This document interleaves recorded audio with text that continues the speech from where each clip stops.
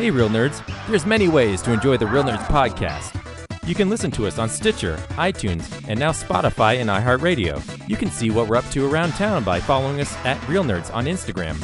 And if you want to send us your thoughts, you can email us at realnerds@gmail.com or call us at 720-6nerds5. Like us on Facebook at Real Nerds Podcast or tweet us at Real Nerds. And now on with the show.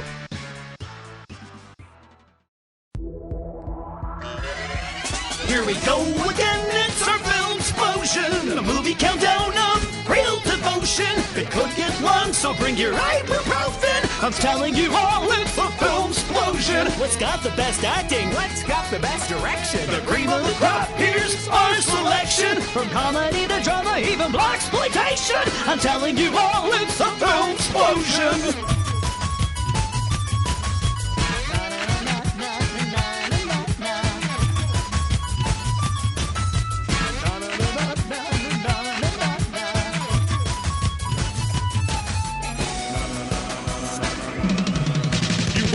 Hear what the nerds have chosen. I'm telling you all, it's a Filmsplosion. Filmsplosion! This is Real Nerds Podcast, and for 10 years, we have seen a new movie and podcasted our experience for the world. Except this week, because this is our Retro Filmsplosion 2001. I am joined in a room with Corinne and Brad and Zach, and all the way from the greatest city, according to them, in the world, Henry. Hey everybody, it's me. That would be New York City. The Big Apple. The Big Apple. Take a bite out of it, guys. Right? Nothing important happened in New York City in 2001, did it, Ryan? Nope. We're trying to make people happy, Brad. Fuck. can I ask you a question, Henry? Does that city ever actually sleep, or are the rumors true? Well, we're always sleeping. Henry, how We come just you happen don't to have an sleepwalk all the accent? time. We figured out a 24-hour cycle. Oh, okay. So you found a way to make that lyric in Frank Sinatra's song true. Gotcha. Yeah. I do remember when I was in New York, you could get Chinese food 24 hours a day. You could just, and it was right around the corner. I was in this hotel, and these guys were delivering it all day long, just running out. That's a magic wonderland for somebody and a hell for somebody else. Sounds awesome. Henry, how come you don't have an accent yet? What you talking about? Of course I got an accent. I don't know. I'm not good at accents. Forget about it. Just recreate Goodfellas for us, and that'll convince her. Our podcast That doesn't would take be place very in New different. York. That takes place in Boston. I was yelled at by a subway token operator when I was in Boston. I went up there, and I thought you could only buy a token at the subway dispensary guy thing, because this is like before, they did, contactless thing where now you could probably just use an app to get on the subway. And I walked up to the guy, and I gave him $1, and he just looked at me. And he's like, "What the fuck do you want? I left my crystal ball at home." And I said, "A subway token?" I didn't know you could get anything else from them. I kept on looking to see if there was like gum or something behind them, and it didn't happen. Henry, why are people on the East Coast so mean? Well, we never sleep, so Yeah. there's that. True. Tell him to park his car in Harvard Yard.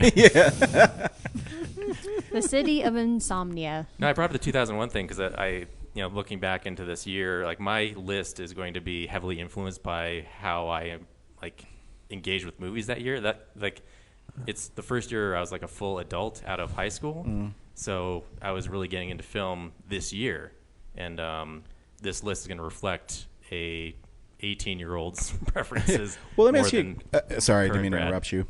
So let me ask you a question.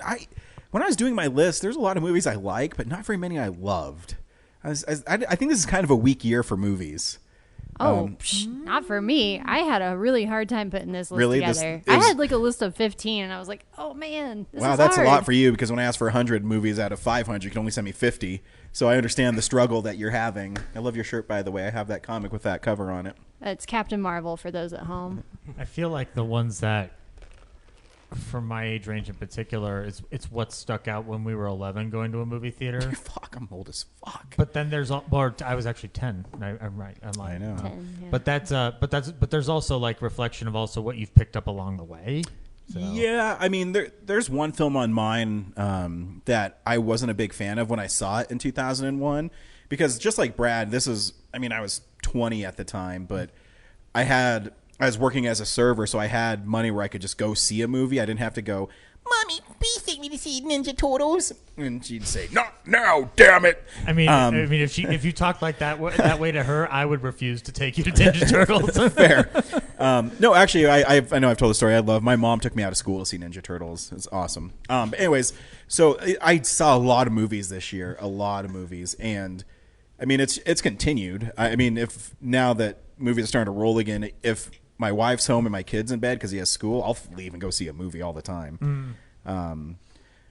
But that's the one thing that will never change with me is I love movies, and there's just some years where, I don't know. I liked a lot of movies this year, but movies I loved, not so much. If really quickly around the table, are any of these like what's the majority of saw it in a theater the year it came out versus discovered? I've seen them all in theaters on my list. Me too. I've 7 of mine are in theater. 3 of them are found them later, and it's mostly because they were R-rated. But I was like remember. 6. you were. I know you were 6. Year, You weren't allowed like- to do anything.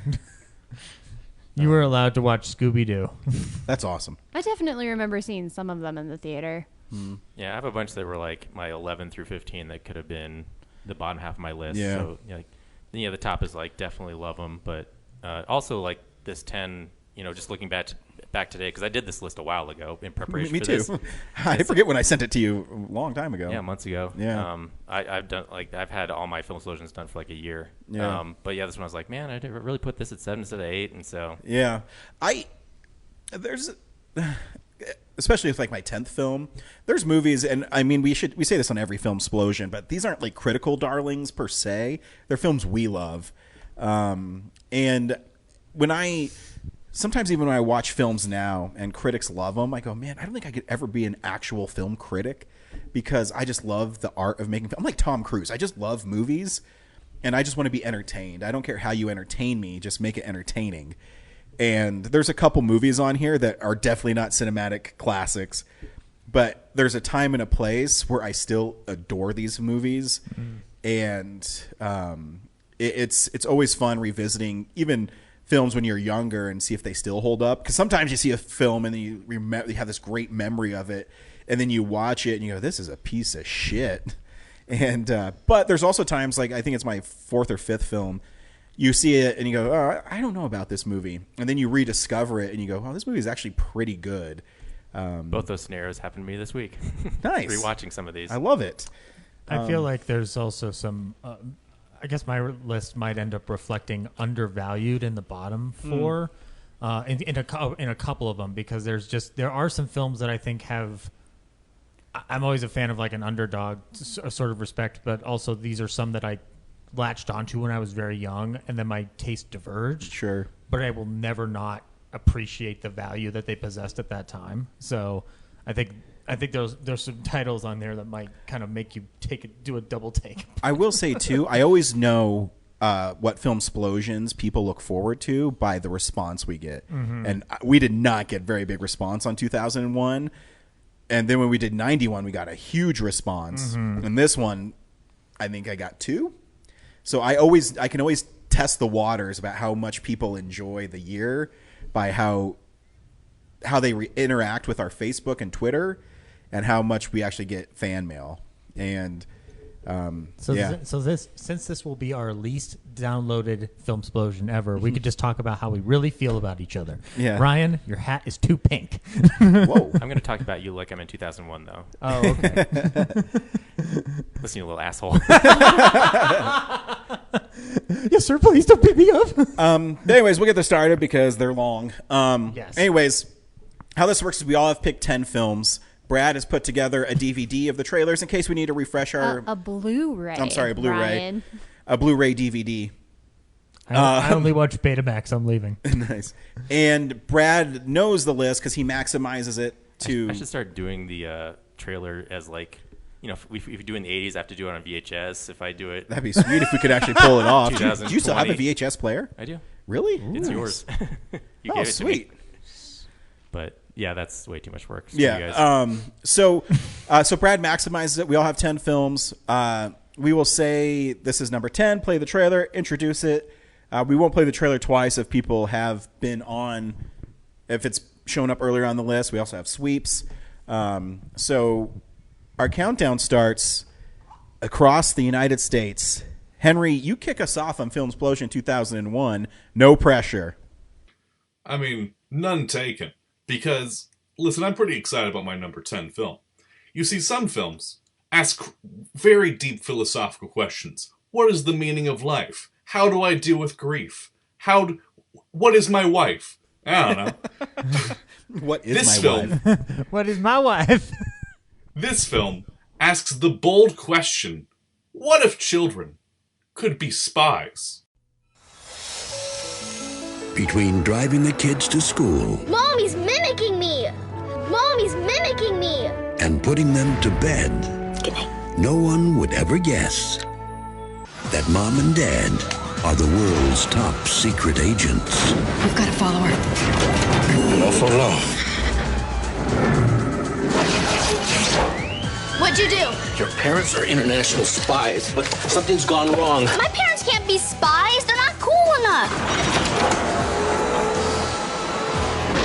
That's cool. Now, the only two people who can save them are their kids. I think it's up to us. You with me.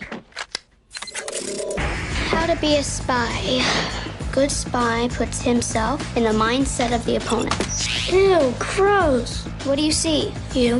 Now, Judy! they're on a mission to stop an evil genius, rescue their parents, and save the world.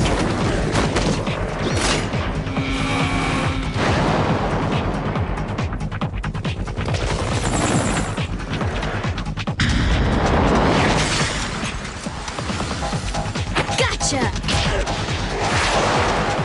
Never send a grown-up to do a kid's job. Oh. Spy Kids. Real spies. Only smaller. I'm proud of you, Henry. I tussled with this one for a little bit, and I decided that it just wasn't as memorable for me. But I do remember seeing it in the theater with my sister, and we loved it. If someone was to guess the most recent time that I've seen this film, it was probably over a decade ago. So, that's why it's number 10. Because this is a very important film in my childhood. But it's not one that I've always... Listen, I think around 10 years ago, I rewatched some of these as like an older teen. And I realized there might not be as great as I remember them being when I was 7. And so, I haven't rewatched them since. But I do love the fact of what these films are. And so, I don't know, Spy Kids. It's exactly what it's being sold as, and so It's kept Robert Rodriguez's house financed, so Exactly. I'm in favor of them. Well, I do respect Robert Rodriguez for having an independent studio where he can make the films he wants to make, and he can have his friends help make films too. Yeah. That's how he got things like Predators and stuff. Yeah. Also, remember, guys, Spy Kids includes a very important cameo by a star from another film this year. I'm just saying, George Clooney made the rounds this year. Also, the bad guys are giant fingers. Yeah, they're giant, like, yeah. I thought they were thumbs. I can't remember the thumb things. It's kind of cool. I can see Henry's reflection in the TV because I'm behind him, and I see him doing finger dances. What will his reflection show? Who you are inside? Fucking Mulan something. Awesome. Good choice, Henry. of course. It's a very 2001 choice, that's Yes. for sure. You know what, Henry? I like that film too, so I'm proud of you. I like to bring the sophisticated taste to the Real Nerds podcast. Oh, I really appreciate that. Just wait, I'm going to bring trash into this Filmsplosion. You watch. Corinne? Not if I bring it first. No, I'm just kidding. This movie is very campy, but I don't know. I watched it a lot with my family, and you know how I love musicals, so it's just a movie that stuck with me for a really long time.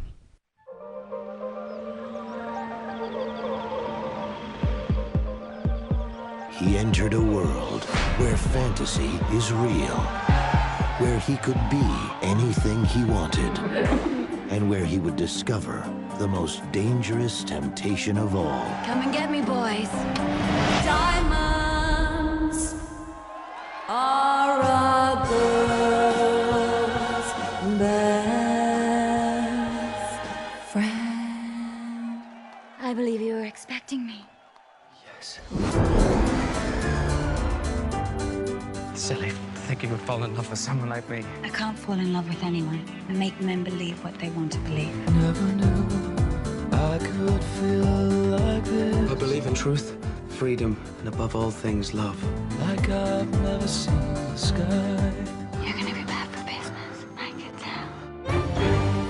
Roxanne! I am willing to provide the financial resources to make you a star. You don't have to wear that dress tonight. I require a contract that binds Satine to me exclusively. He could destroy everything. I don't care. We have each other.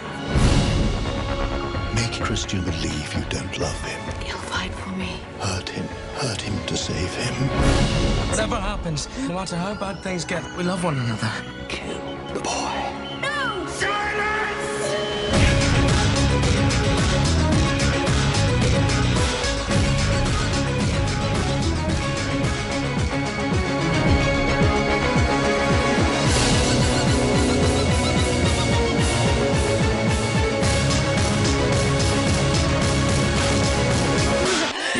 Tell me you don't love me!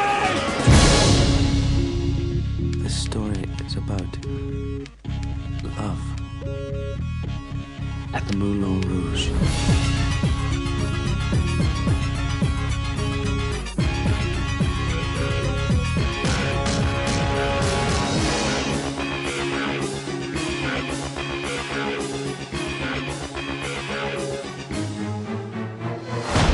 So my number 10 is Moulin Rouge, which is so melodramatic, but also like kind of fun to watch if you're in the right mood for it.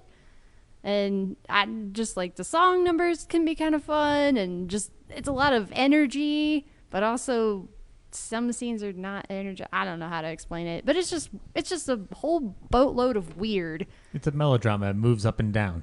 Sure. Yeah. And I don't know. This is the superior version of Roxanne, by the way, and I will fight anybody on that.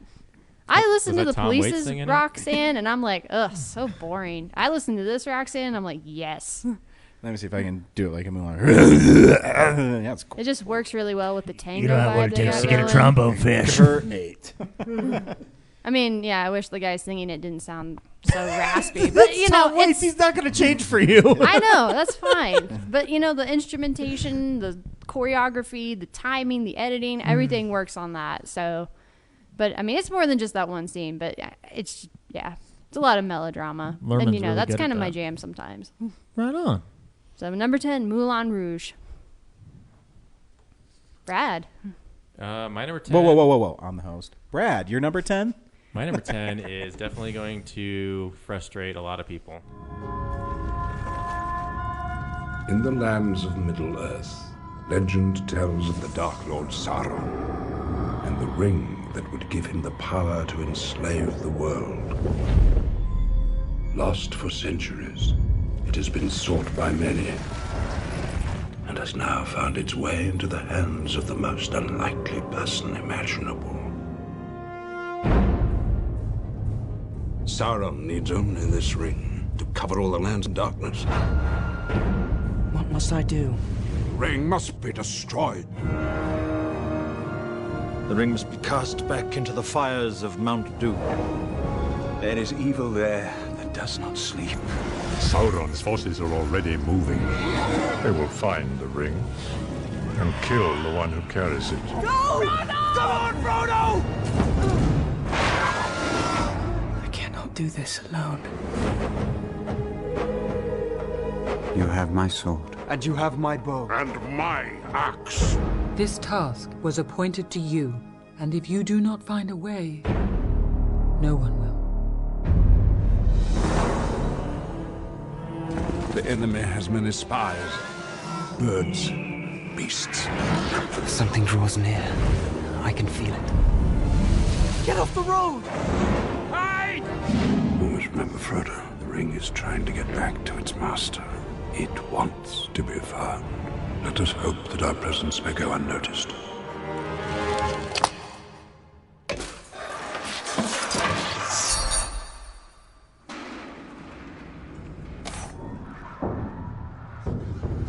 coming.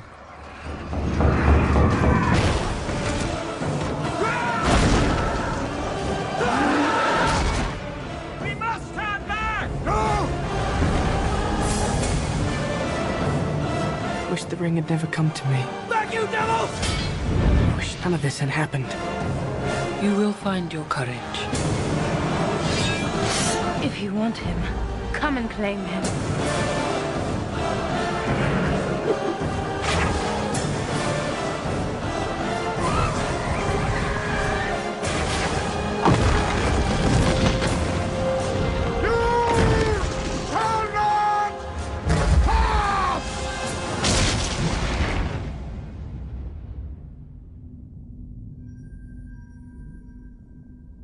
Brad, thanks for getting this on the list because I don't think it was going to make it. Yeah, I squeezed in The Lord of the Rings, The Fellowship of the Ring, because it's the best, I think, of the trilogy. It's the one that has actual conflict and drama and like the corruption of man in it, whereas the other two are just people walking and accomplishing a task.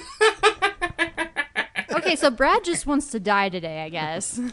What is the... Yeah, you know what, Corinne? This is a moment to heal because normally James would just yell and scream. I'm here to tell you, Brad, it's really cool that you love being wrong. It's just really cool, and I salute you for it. I will say it is pretty shocking at this low. Yeah, that's. I think that's the shock. 10. This is it the could have been Ringer like number entry. 5, and we would have understood. Or number If it was 7. actually 2001, it would probably be like maybe 5 spots higher. But literally, I have watched all these other 9 movies more than I've rewatched That's The fair. Fellowship of the Ring. It's your Yeah, list. that's very So- fair. You probably didn't read the books, did you? I read The Hobbit I think the books are garbage. up Did I to say that like out loud? I think 5 pages left. I never like I did it for school. Oh and no, you then don't know how it ends. I got enough to finish the book report. You didn't even read the Cliff Notes version. I It's never not did even Cliff that hard Notes, of a yeah. book to read. It's not, but I did it in one night because I'm a procrastinator. Right. Yeah. And I was like, I meant to finish the whole thing, but it wasn't interesting enough for me to go. But this isn't even that. This is The Fellowship, and I do own them, but I feel you. And it's also I watched the movies since then, so I know what happens. it's a 3-hour commitment for that film and for the other two, and you're kind of want to watching them like in a row to get the whole 3 story. hour. The real fans watch the extended editions, which is 3.5. You know what, Corinne? That's exclusionist and classist, and I won't have it here. You can be a fan of any cut of the films you want to be. Except for the producer cut of Halloween 6. Yeah, but that's complicated. And a lot of issues and one horrible man that we put in prison. Anyways. Yeah. It's just mean you put it so low. Well, it's Brad's list, so we just got to accept his inability to know when movies are great. All right, And next Filmsplosion, I'm putting Drive as number 10 on my list. Just to get back at y'all. I think it's a solid. Y'all, I didn't do anything. So mean. Henry, help. I'm just saying, I think it's a solid ringer on par with Spy Kids. And so, I think it's all fair. Two great trilogies. Yeah, So. Moulin Rouge, Spy Kids, Lord of the Rings. They're all equal. Corinne, you should also be happy because Brad started the podcast by saying that these films could have been 11 through 15, so it might not even have made the list. Yes. That would have been better because That's then true. we could have at least I watched feel the like I'm being trailer, generous that it's even 3 on here. hours later. But here is the thing. I and mean, it's a- Jason X could have been one, not another teen movie, but that's I don't care about any of them. that's the thing though. Ultimately, Ryan, as Ryan has said, if it makes everybody's list, it's a unanimous pleasure. So We'll see. Zach, unless Brad, you have anything else you want to say about Lord of the Rings, The Fellowship? nope. You guys are gonna talk a ton about it later, so Damn right we will. I might check out at that point. Anyways, Zach, you're number 10? All right, my number 10 is at number 10 because I have not seen it in a while, but I remember watching it repeatedly, both in a theater and then when it came out on DVD. And here it is. This season, they're coming. Awesome! To wipe that silly smile off your planet. Big ones. Any ideas? Little ones. Snag one. Snag one? Yeah, snag one and put him in the bucket. I seen this movie. The black dude dies first. You snag it. Nasty ones. Get this thing out of You're gonna be okay, Harry. We might have to amputate. Whoa, Doc! Don't take the leg! Setting for his crotch. Dang it, take the leg! Is there some sort of alien attack happening here? And this kind of thing the government usually gets involved in. So shouldn't we tell them? Absolutely not. I know those people. David Duchovny, Orlando Jones, Sean William Scott, and Julianne Moore. It was so hot. From Ivan Reitman, the director of Ghostbusters, Evolution. What in the unholy crimson hell is that? That's like a big loogie. Whelming that trailer. Yeah. Not that fun. Yeah, my number 10 is Evolution. So I saw this before I saw Ghostbusters, so this was my introduction to Ivan Reitman. And I just remember laughing my butt off throughout this entire movie. David Duchovny, for me, was an X-Files guy. He was Evolution guy up until I saw X-Files at last. The best David Duchovny joke ever is in The Simpsons, where his FBI picture is him. It's just him posing. It's just he keeps jiggling. Yeah, it's like a lava lamp. No, I mean, if people don't know the story, if I'm recalling correctly, it's David Duchovny and Orlando Jones just go through a meteor and find aliens, and aliens start attacking people and whatnot. So it's kind of like a sci-fi-ish version of Ghostbusters, or like an alien version of Ghostbusters. I would love to I wish I had time to rewatch it this week, because I'd like to see how it stacks up with other 2000s comedies of that time, especially with Sean William Scott, because I feel like I wish he would get utilized more often. He's super funny. He's in another one of my movies this year on the list. And I don't remember much of Orlando Jones beyond this movie. So I'm going to take it on faith that everything turned out okay for him. And Dan Aykroyd has a cameo at the end where I think he's the president. I can't remember, but anyway, I mainly put it on here because my sister and I really liked watching this on DVD, and we enjoyed kind of laughing at the where they've got to amputate. They think they're going to amputate his leg, and they go, it's heading for the crotch, and he goes, take the leg. Like we would laugh at that. So yeah, my number 10, Evolution. My number 10 is a cheat. Technically, this movie came out in 2002. Filthy cheater. But because it was delayed numerous times, it was actually supposed to come out in 2001. And my only reason I can think of was why it was delayed is because it got an upgrade. In the year 2455, on a routine training mission, a team of students is about to discover a life form frozen in time. Wow. They're on their way back. Prepare for docking and power up the lab. You brought him on board? Everything's under control, ma'am.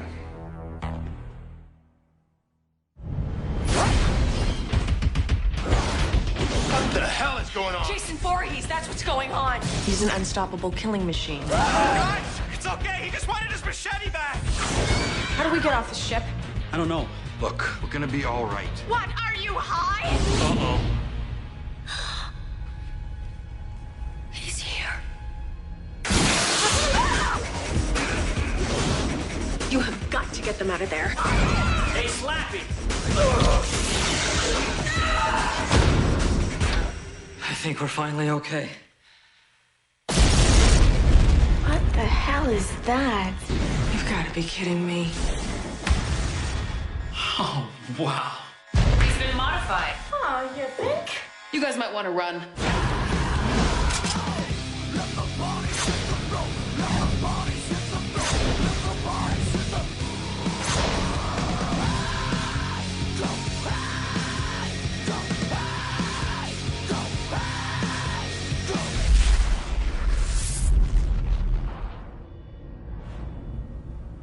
I don't think he's out there. Why don't you just stick your head out and have a peek?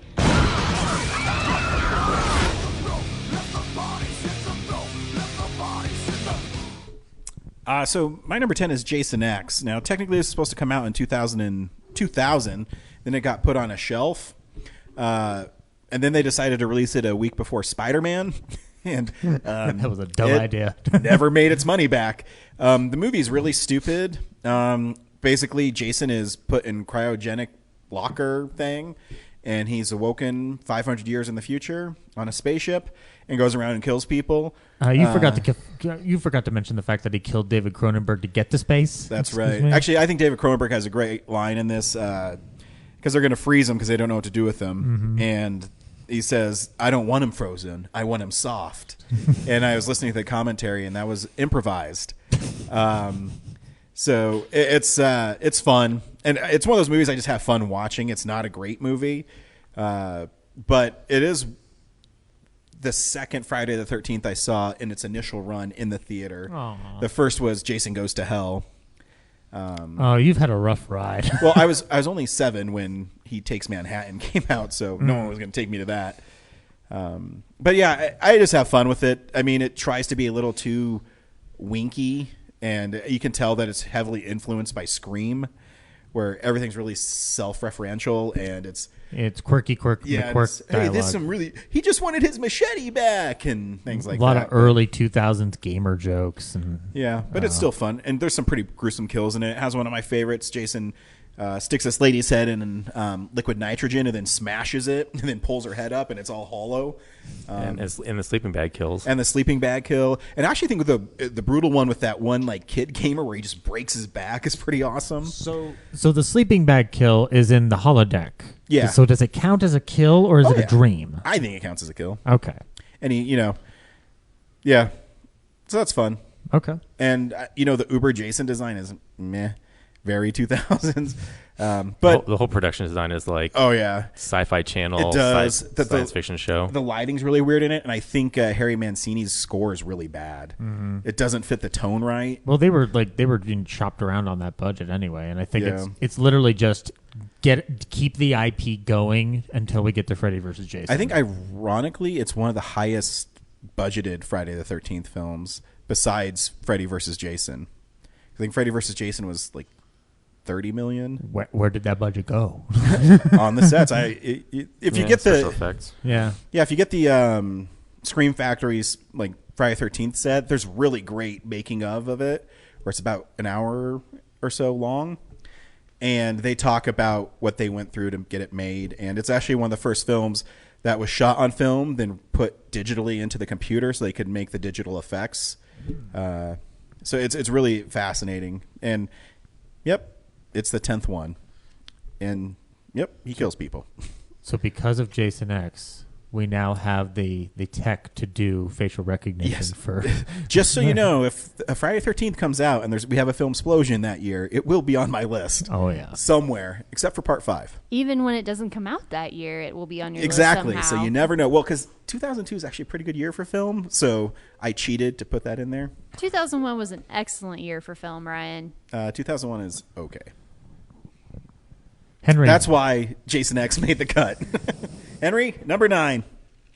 All right. Well, my next I really recommend film- you seeing it, Trend. My next film. You know what's scarier than a ghost? A cyber ghost.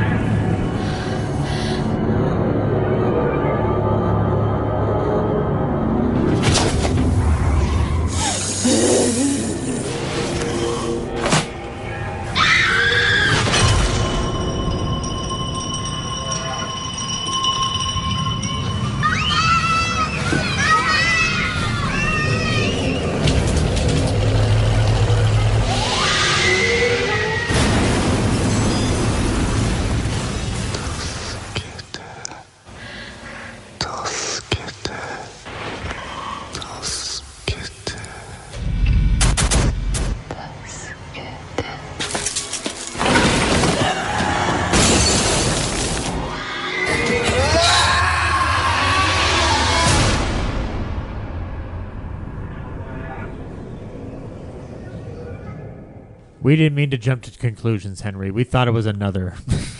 Y'all have no faith in me. Yeah, this is my obligatory one foreign pretentious movie. This is a Japanese horror film. It's basically the plot of the film is that ghosts have decided to take over the entire world using this newfound technology called the internet. It is very 2001 in terms of how it approaches the internet and computers. This technology sounds like it'll ruin us all. Well, when these ghosts get a hold of it. But yeah, so Pulse. It's directed by Kiyoshi Kurosawa. I enjoy it a lot. There's a good Arrow release of it that I'd recommend checking out. But yeah, it's one of my favorite horror films from this era. And so you're telling me this movie is about ghosts in the machine, huh? No, ghosts in the internet. The internet's not a machine. It's a concept.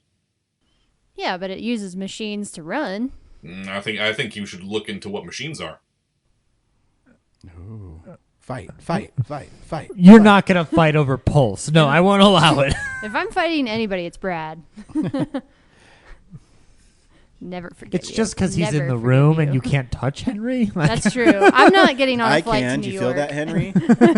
Yeah, we'll just have to summon a ghost. To get him. I do like this film, Henry. I think it's stylistically, it's really creepy. Oh yeah, it's one of the few. I mean, kind of a spoiler. It's one of the few horror films that I love that the world just collapses in the end. Yep. Yeah, it's a really bleak movie. Yeah. It's a good one, though. Yep. I've not seen it, but I've seen other J-horror, so this is one that I'll need to check out now. So it's one of those genres I'm light on, sadly. Corinne, number 9. My number 9 is a movie I used to watch a lot with my dad, and we had a good time.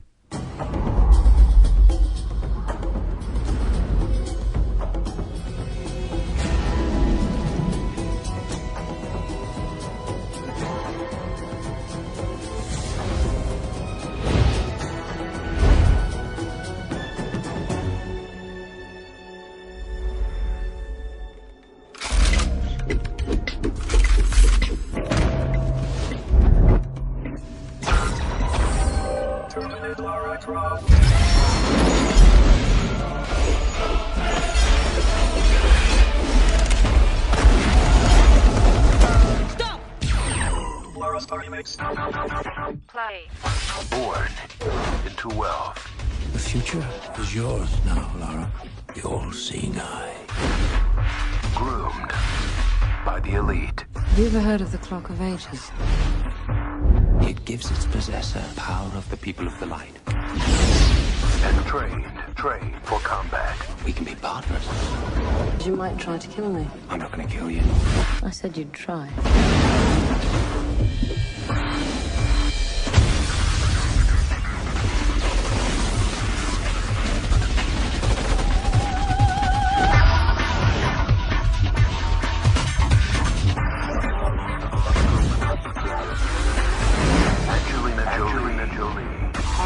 Angelina Jolie. Is Lara Croft.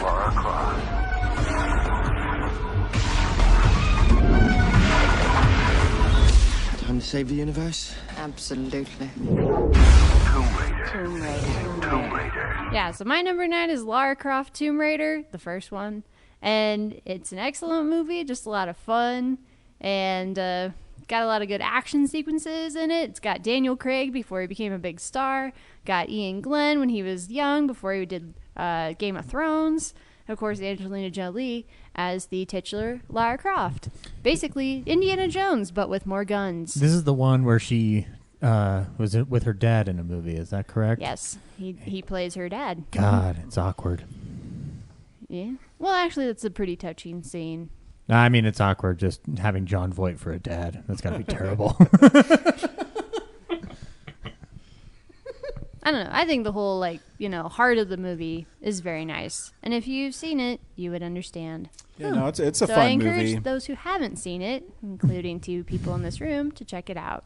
It's one of the highest, I think it's the highest grossing video game adaptation for a really long time. Is the Cradle of Filth sequel any good? Cradle of Life? Filth? Oh, Cradle of Life. Sorry, my bad. Dang, you're roasting the movie. You ain't even seen it. I'm very video game movie ignorant, I guess. No, It's Cradle all of right. Life's They're fun. terrible. It's not as good. It's not as good. I mean, they're both fun. I wouldn't. Although that one has Gerard Butler in it. That is true. This is before Sparta, so. Oh, he was looking good in that too. There was a time before that. No, this is Sparta, dude. No, they're fun movies. Yeah. It's ridiculous. Yeah, it's but okay. it's fun. It's okay to have fun movies. I mean, she does like bungee ballet as like a relaxing exercise before Bungee bed. ballet? I don't remember what it's actually called, but yeah, it's basically bungee ballet. I want that for the Denver Ballet Company now. see, I want enough money where I can have a killer robot to train with and then say, we're done. And, then it just plays my cool music. Mm-hmm. Just Rod Stewart. That'd be awesome. Anyway, my number 9, Lara Croft Tomb Raider. Brad, you gonna make more people angry with number 9? Maybe. I'm so proud It's of you my today. number 2, isn't it? I'm so proud of you today. So pissed. No, none of you have this movie on your list. Okay, good. My number 9 is a movie I remember enjoying a lot in the theater when it came out, and I haven't watched a lot since then, so this is going to be a short discussion. What if you and me just drive up the coast till the sun comes up? Never come back.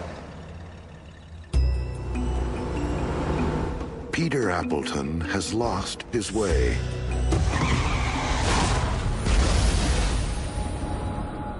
What in the hell happened to you, son? Not exactly sure. In a place he's never been. Have you ever been in here before? It's just that you look sort of... Familiar? I said the same thing. With no memory of his past. You have no idea who you are or how you got here? Blank. He will be mistaken for someone he never knew. It's Luke! Great to have you back, sir. Luke, having you back among us was like a miracle. Do you remember me? No, but I'll sure try. Tell me about this Appleton. His agent reported him missing last night. Nobody's heard from him in 4 or 5 days. You find him, gentlemen, living or dead. From the director of The Shawshank Redemption and The Green Mile. I'm trying to make up my own mind about you being Luke. We were in love, weren't we? You've got to remember that. You've got to. I don't. What if Luke spent the last decade actually thinking he's somebody else? He might have people looking for him. Federal agents. This is all a game, but it's their game. Jim Carrey. What if this Appleton is more than he seems? What happens if his memory does come back? I don't even know your name. Who are you, really? Well, what do you remember? Everything. The Majestic. So yeah, my number 9 is The Majestic from Frank Darabont. It's about a Hollywood screenwriter who is not getting work because McCarthyism is taking hold and people are getting blacklisted in Hollywood. So he gets depressed, goes on a drive, goes in a car accident, survives but has amnesia, and the town that rescues him mistakes him for one of their own citizens who they thought was killed in World War II. So they try to insert him back into their lives thinking that he is that same person, and he may be, as far as we know, throughout most of the movie. And in the interim, he helps revive a local theater that has kind of fallen on hard times with, what's his name? Martin Landau. Martin Landau, yeah. So yeah, it's I don't know. I enjoyed it a lot back then. It's a very sweet, old-timey, classic movie feel. This should have made my list. I just haven't watched it in a while, and I was going off of childhood memory. So this one I didn't end up watching until like middle school. So like a little bit, like 8th grade. And then when I saw it, I was just like, this isn't a funny Jim Carrey movie. I don't like this. And then I was like, but then I finally saw Shawshank Redemption, went back to this, and I was like, oh, this is actually a lot better. It's not perfect, but I like the whole idea of reviving the theater, you know? Yeah. I'm guessing the theater is called the Orpheum. Is that a Zach joke? How dare you try to take my spot with you? No, you don't get to do finger snaps. That's my thing. Is it my Too thing? bad. Yeah, I probably should have made my list, but I'm glad you got it on there, sir. Yeah, I don't know why it's like critically panned. It's I think doesn't seem that different from like the Green Mile and the Shawshank Redemption is like a more deeper and complicated story, obviously, but it still retains the same like filmmaking quality. So I don't know. I feel like that's Darabont going for Capra, and I don't know if that rubbed wrong with people in a post 9/11 atmosphere. I'm not sure. 9/11, yeah, but. I do know that the production costs on it were an issue, and also Jim Carrey was kind of on a like weird like. Yeah, I guess after Man on the Moon.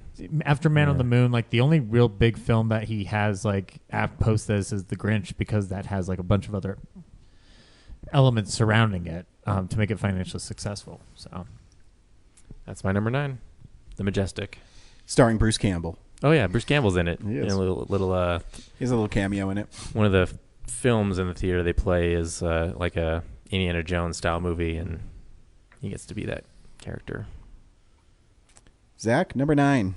All right, my number 9 is a movie that hopefully will redeem Brad a little bit, because I am going to sweep some people or somebody. There she is, right there. That's Mia Thermopolis. Glamour, romance, fame. Mia Thermopolis had it all.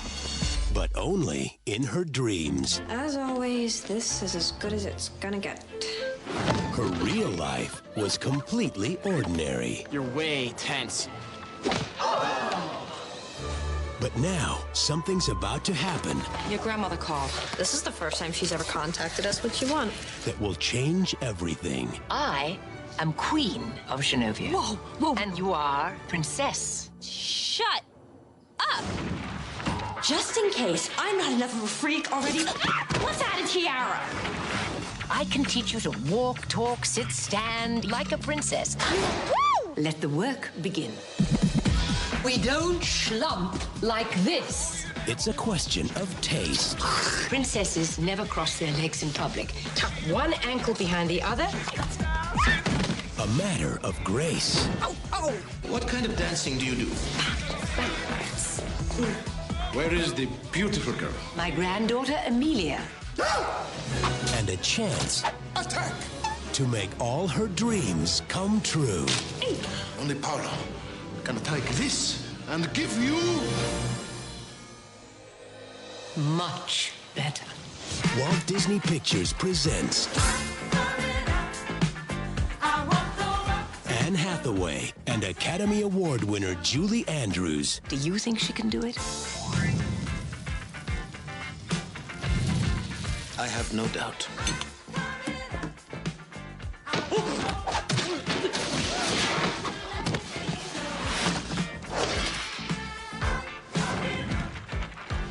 The Princess Diaries. I would like to propose a toast.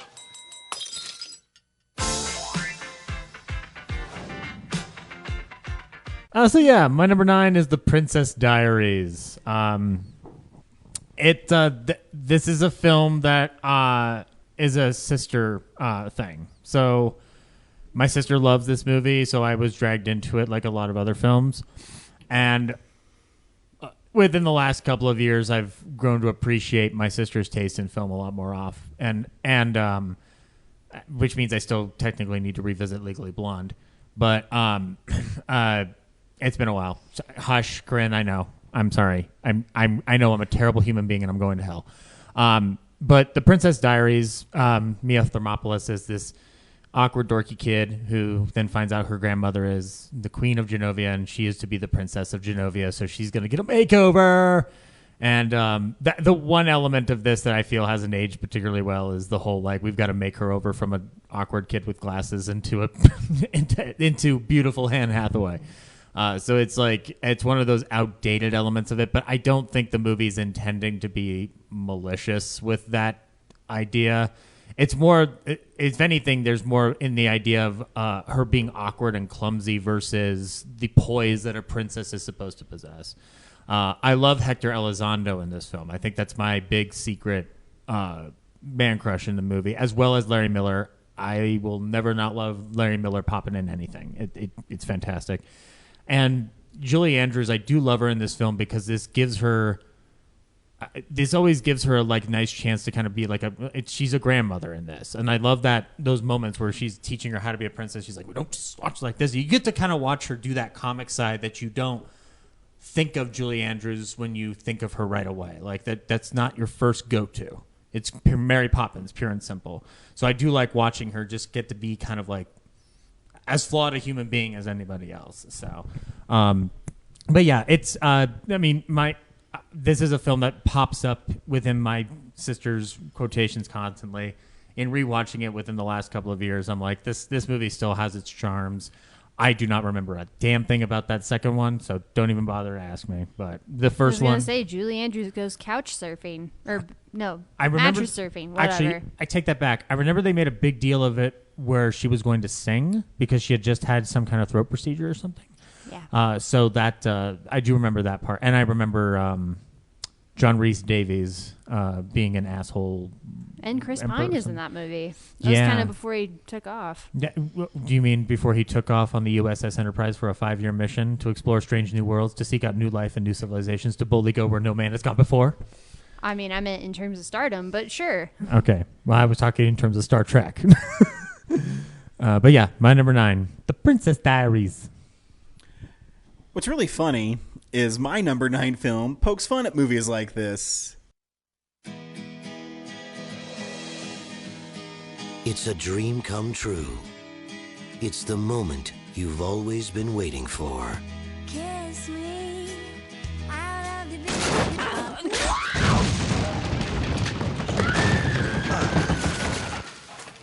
I'm okay! It's not another teen movie. Prepare yourself. Road trip! For a movie that goes where every other teen movie has gone before. I heard there's some undercover reporter posing as a high school student. Do either of you know where Mr. Keller's English class is? Only further. We saw you at our practice, and I know you stole our routine. We've always done our own cheers. Well, then you better bring it. Oh, it's already been brought. We're black. We know it. We shake our big booties and show it. Can I get a whoop whoop? Columbia Pictures proudly presents The Popular Jock. Here. Tip? You can keep it. Melanie. Hey, Jake. Hey, Arthur. The Token Black Guy. I'm just supposed to smile, stay out of the conversation, and say things like, damn, bling, bling. And that is whack. And the cruelest girl in school. I've never even been kissed. Close your eyes and wet your lips. Are you for real? Oh, that is whack. This season, if you like scary movie, who gives a damn? Damn. Not another teen movie. What in God's name's going on in here? We were just sitting here. I don't want to hear it, mister. You just bought yourself another detention. That's not fair. You just got another. Good. You through? No. That's another one. So? You just say the word, I'll keep going. Go. Eeny, meeny, miny. Mo. Your cousin was a... Ho. He was a famous clown. Bobo. I confused. Shut your hole, Wang Chung. So Henry and I, once again, have proven that we have the best taste in film. Not Another Teen Movie is my number 9, Henry's 8, so pretty much the same. I mean, and this is really funny how that's set up with Zach's Princess Diaries. Because in this movie, there's a bet that the popular jock, played by Chris Evans, has to make the unpopular girl like pretty and take her to the prom, and she only wears glasses and overalls, and that's the big joke in it. And they're like, "Oh no, not glasses and overalls!" Sort of like yeah. And it's really brilliant. It's really offensive, but it's really funny. Yeah, no, this movie is fantastic. I think it's one of the funniest movies I've ever seen because I'm immature and stupid, and so we have that in common, Henry. Right, so, but yeah, no, just great. I mean, listen, I've seen a lot of these teen movies, and it gets it. I don't know, like. Yeah, the worst thing this film did was spawn all the other like shitty spoof movies. Yeah, epic movie. Yeah, superhero movie. Meet the Spartans. But what they missed in it is this movie is pretty spot on in its skewering of teenage films. I mean, they have the guy who always wants to slow clap during things. And covers like everything. It's hitting on that specific 90s drama, 90s genre like period where we had like the She's All That's and even the Things I Hate 80s About and You. stuff. I mean, they pretty much touch Bring it. it on. Yeah, and bring it on. I mean, we just saw the Breakfast Club. Yeah, they cut away in the trailer when that the popular jock is benched because he throws a football to a mentally challenged kid, and he gets cut in half when he gets tackled. It's like, it's funny. Yeah, it's great. Yeah, you should watch it. That's what I tell everybody. It's funny. And I've always loved these kind of movies, Henry. I always love the spoof movies if they're done well. I think they're really hard to pull off. Something like Hot Shots or Loaded Weapon 1, Airplane. I've always had a soft spot for these kind of films. My wife hates them. That's probably why I love them so much too. I kind of want to go back to it, but I don't remember how much of it was incredibly like outdated by comparison to now. Like, yeah, I guess I'd have to. It's comedy. Yeah. It's all right. It's going to change. It's all in good fun. It's going to change and evolve over time. Yep. Anyways, Henry, anything to add? I mean, it's something that's often overlooked, but it's a John Hughes High School is where they are attending. That's one quick thing I like. I can't remember if they say it in the trailer, but the token black guy, his name changes every single scene they're in as well. And so there's a lot of really small jokes that like I notice in rewatches, but I think one reason why this one works better than some of those other like Meet the Spartans and epic movies that they really do try to do layered jokes where there's a lot of like I think this one, as stupid and immature as it is, there is some smart jokes like throughout, like sprinkled in throughout as well. And so, but anyway, I love it. It's great. I was gonna say, you talk about like it being like outdated, but like the kids pretending to be Asian, like that cultural appropriation joke is actually like making fun of them for doing that. Yeah. So it's actually pretty, like it recognizes that it's this is how lame I am. My favorite joke in the whole film is a really quick one, and it's Chris Evans, and he's leaning against a wall, and there's a picture of him, and on the plaque it says Jake Weiler looking at a picture of himself, and he's doing the same pose looking at the picture of himself. And if you look in the picture, every time it gets smaller and smaller, and it's the same picture. It's fucking brilliant. It's brilliant. It's also one of those parody smash up pictures that is tackling a genre that has very little high concept attached to it, like a horror movie or an action movie. Like it's a comedy attempting to tackle things that are primarily comedies. Yeah. Corinne, number 8.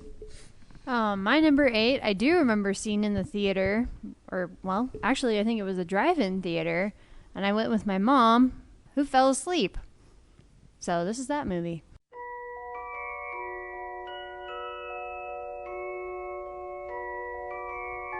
Did you ever make anything happen? Anything you couldn't explain? You're a wizard, Harry. I'm a what? Dear Mr. Potter, we are pleased to inform you that you have been accepted at Hogwarts School of Witchcraft and Wizardry. In a few moments, you will pass through these doors and join your classmates. Keep an eye on the staircases. They like to change.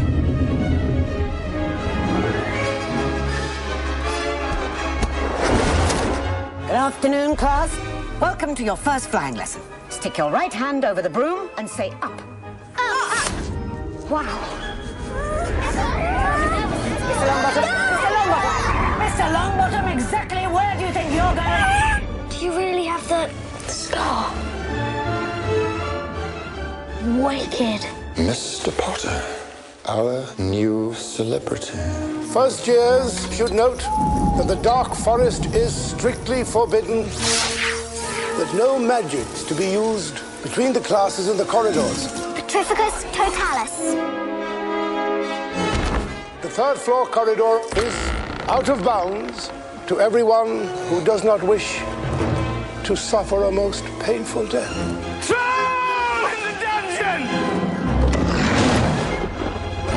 Understand this, Harry, because it's very important. Not all wizards are good. I'm going to bed before either of you come up with another clever idea to get us killed. Or worse, expelled. She needs to sort out her priorities. I think it is clear that we can expect great things from you.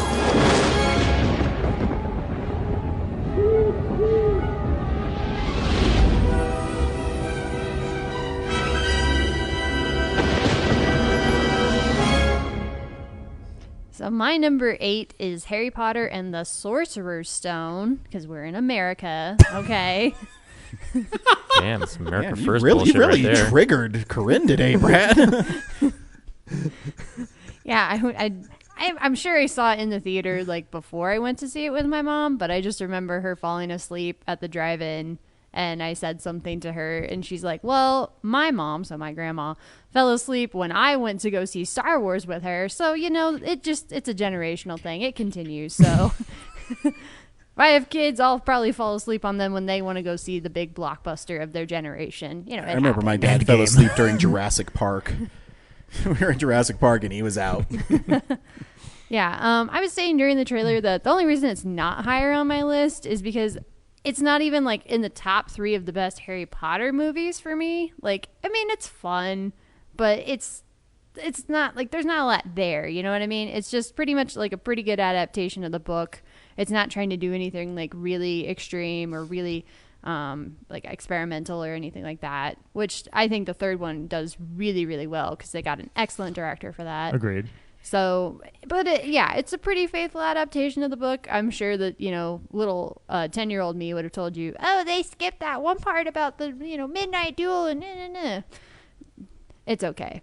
But yeah, it's just a lot of fun, and it's great to see like where these actors and where this franchise started out at. It's really cool, to my mind, that movie establishes that the universe can exist, and then you get other directors giving their takes on it. Because, like, yeah, Cuarón changed the game completely with Azkaban. Also, everybody just kind of likes the third book in general. Oh yeah, it's great when you've got because a book. It's kind of like, you know, you get to know the characters well enough by then, but it's before all the really crazy shit happens. Mm-hmm. So yeah. It's arguably the most normal school year of their entire career at Hogwarts. Yeah, and it's got. I mean, Azkaban sets up the fact that you can get Gary Oldman, David Thelwes, and Timothy Spall in the same room together, and it's amazing. Yep. So hence victory. And Alan Rickman. Oh, and Michael Gambon. Mm-hmm. Anyway, so my number 8, Harry Potter and the Sorcerer's Stone. Brad, number 8? I like my number 8 because it's in the business of scaring kids. All right, let's get a move on, people. We are on in 7, 6, 5, 4, 3, 2, 1. Okay, people, Eastern Seaboard coming online. The creators of Toy Story. Good morning, fellas. Hey, what's shaking, bacon? Did you lose weight or a limb? Take you into the world behind your closet door. Roz, you're looking fabulous today. Is that a new haircut? New makeup. You've had a lift. You've had a tuck. You've had something. We've always been afraid monsters were there. Scary feet, scary feet, scary feet. Oh, the kid's awake. Waiting to scare us. Twins and a bunk bed. But what we didn't know is that we scare them. What happened? The kid almost touched me. You can't touch a child. They're toxic. If a kid ever got through one of our doors, the results would be catastrophic. Bucket. Walt Disney Pictures presents Kitty! That thing is a killing machine. a Pixar Animation Studios film. Boo!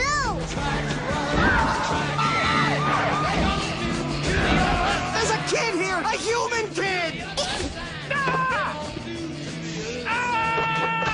We can neither confirm nor deny the presence of a human child. Let's keep it. I always wanted a pet that can kill me. What are you doing? Monsters Incorporated. It's a musical. Put that thing back where it came from, or so help me. So help me, so help me. And cut. Yeah, my number 8 is Monsters Inc. or Monsters Incorporated. Yeah, this is a ton of fun in the theater when it came out. You know, it was that early time when there'd only been 2 Toy Story movies and Bug's Life. Mm-hmm. And so it was like, this was still like CGI, like fully animated CGI movies were an experiment.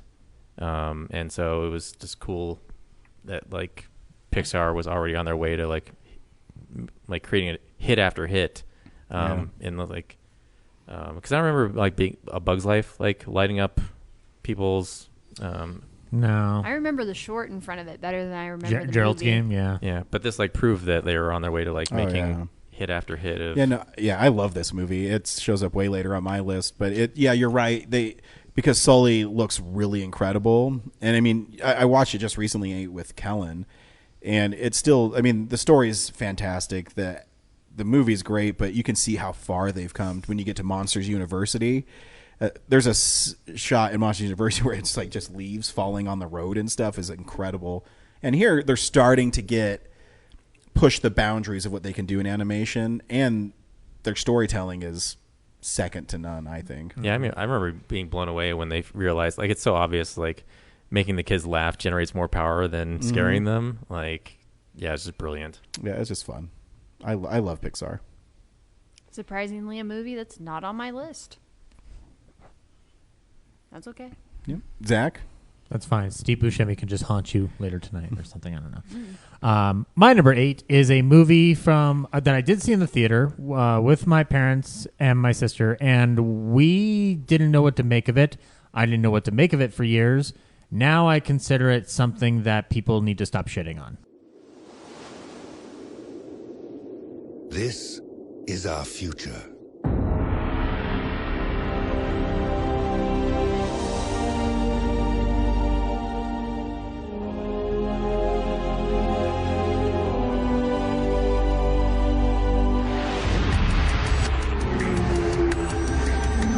At a time when man has become dependent on robots to satisfy our every need.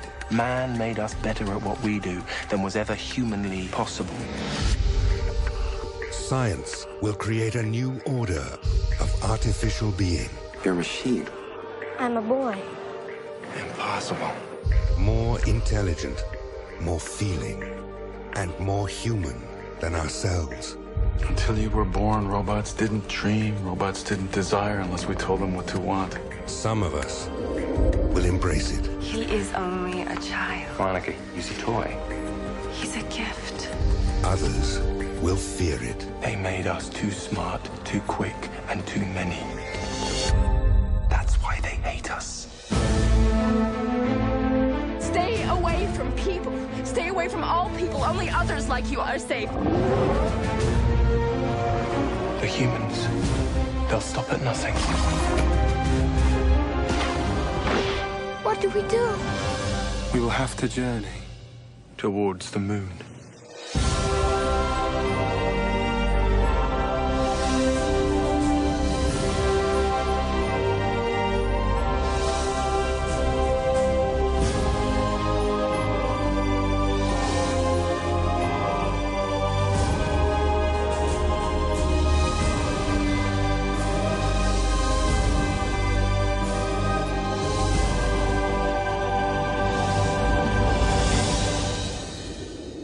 Are you afraid of seeing the stars? I can show you how to reach them. So my number 8 is AI, artificial intelligence. Steven Spielberg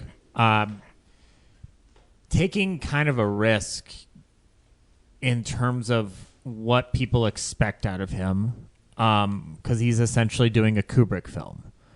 And this was supposed to be a Kubrick film and was bandied about back and forth between them for so long. And Kubrick died in 99 before Eyes Wide Shut came out, Ryan? Yep. I'm assuming correct? So Spielberg decided upon to actually actualize this project. And I was confused by the movie as a kid because I didn't understand if David, if he brought back his mom to life or what it was trying to do. Because I was 10. I wasn't going to fully grasp the entire concept. But I thought the confused movie, as an adult. Oh, I thought the movie looked very pretty though as a kid. So I was always like, oh, it looks cool. I just don't understand it. As I get older, I actively wish on a weekly basis that Spielberg would go back to taking a risk like this, because there is an attempt to do something here that's a little bit beyond what he's normally expected to do, which he first does in something like Schindler's List, or even Always, I guess, if you want to, and Color Purple, if you want to go back to that kind of territory. But now we get these two modes of him. We get either a sincere drama that has his touch to it, or we get some kind of fantasy fun movie. Or a musical. Or a musical, yes. Stay tuned for West Side Story. But I really wish that I could see a Spielberg movie like this come out a little more often. So I'm hoping to God that that's what that like semi-autobiographical movie he's making is going to do, is kind of give him a different chance to flex his muscles, being the age that he is and going on. But I remember liking Haley Joel Osment in the movie, and I think he still stands out in the movie, rocks it. The CGI doesn't entirely hold up, but it's kind of like a weird template for what he ends up doing with Ready Player One. Like a lot of the space and the scope of that film, I think like there has to be a confidence that you only achieve after doing something like AI to be able to go into like all the insanity that Ready Player One puts at you. And obviously the technology has improved, but to understand the scope and the space of what you're trying to achieve, and how it's going to fit in the frame for what you're filming on a green screen versus what's going to end up on that computer, this had to be the best test run of that kind of concept imaginable. So, I feel like it's a test run for Minority Report. Which is still the one movie of Spielberg's I haven't seen yet. Oh my God! I have it on Blu-ray. I just haven't watched it yet. Shocking. Watch it. It's good. I've got it on Blu-ray. Heck, something to do tomorrow night then, I guess, guys. But yeah, no. But yeah, I mean, I really wish that people would give this movie a shot. I think James and I have had discussions about this not being as bad as people said it was. And I don't even think people like shit on it actively, but I know that it gets relegated to this weird corner. And I'm like, I would argue that if he's the greatest living director of all time, you need to consider this as something of merit. It's not like 1941 where there's a lot of problems on the surface. Like, this is a movie that is actively doing something pretty decent. So also, it only came out a couple of weeks after 9/11, so maybe people just weren't in the right mindset for it. I know theater attendance dipped. Like, nobody wanted to go out, you know. So it is a really bleak movie, though. It is, yeah. But we went to the theaters because we're still loyal theater goers. My family, at least I am. My sister doesn't go anymore. Anyway, number 8. AI, a Senor Spielberg motion picture. Hey, remember how I said I love stupid movies? Here's another one. This summer, take a trip back to 1981 with the special people who made summer camp unforgettable. You guys aren't supposed to be out of your bunks. You're in trouble. The camp director. 4 campers are stuck in the ropes course. I meant to tell you about that yesterday. Could you get to it now? The counselors. Wait for me, Abby Bernstein. Wait for me, my darling. Wait. I just want to take off my shirt.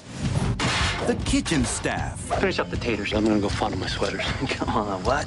You said you were gonna go fondle your sweaters. No, I didn't. The water sports. Hey, Andy, can I take out the Mario bus? Sure. The nature hikes. Out! And of course, who can forget the sex, the muggings, the cover-ups, the malaria, the psychotherapy. Hello. And the friendships that last a lifetime. We want you to be the guest of honor at our wedding next week. From USA Films and creators of TV's The State. A renegade piece of Skylab's heading right for the camp. Oh my God. It could kill us all. Janine Garofalo, David Hyde Pierce, Paul Rudd, Christopher Maloney, and Molly Shannon. Andy, have you seen my swimming buddy? I was busy. It's your job to make sure kids don't drown. Where are we going? To a big secret pizza party. Wet, hot American summer.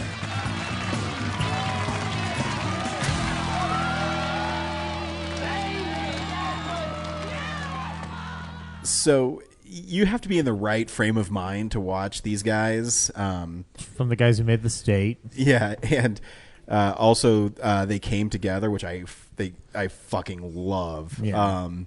But yeah, it's Wet Hot American Summer is my number 8 film. It's I think you mentioned it's basically Friday the 13th without Jason, where it's totally stupid and it has so many great actors in it. Elizabeth Banks, Amy Poehler, Paul Rudd, Janine Garofalo, David Hyde Pierce. Yeah, they're just it's really just people at camp, and there's really no big arcing story. It's like a character piece. Yeah. Like you're literally just watching people meander for 80 minutes. Be weird. And there's something about Paul Rudd being a douchebag that I love. Mm-hmm. I think he's so great at it. And this movie is really hard to describe. It's just really weird, and it's really funny.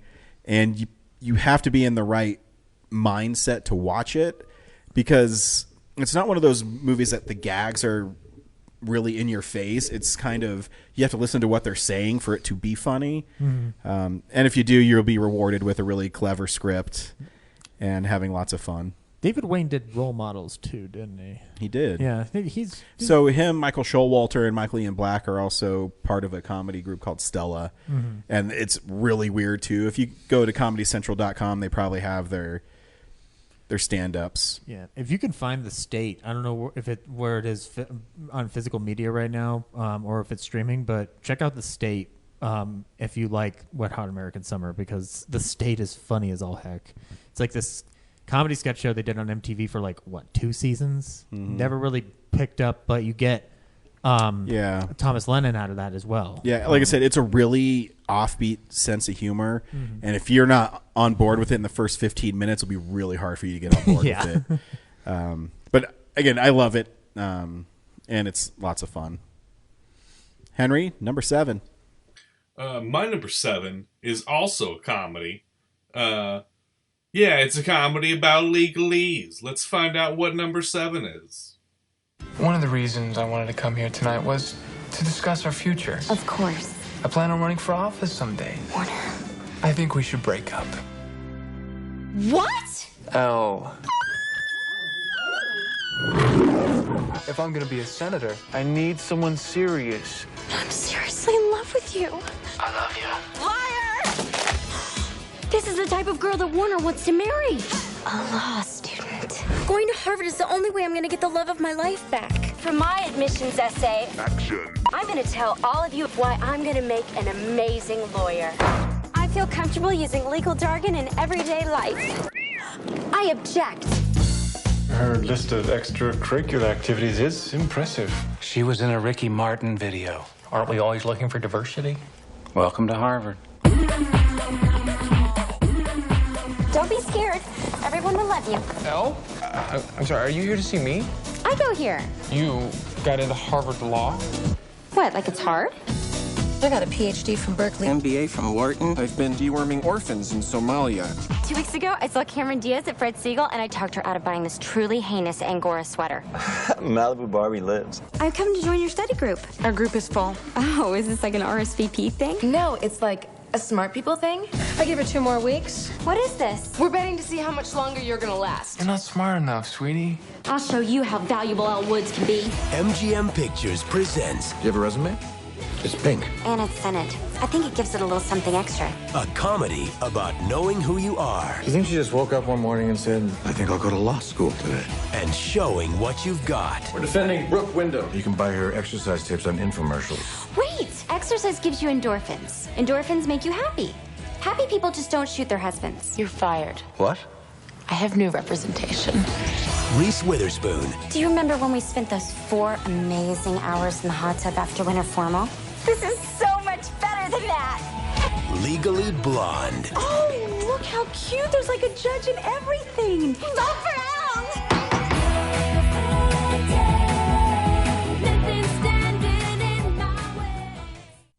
Henry, you're number 7?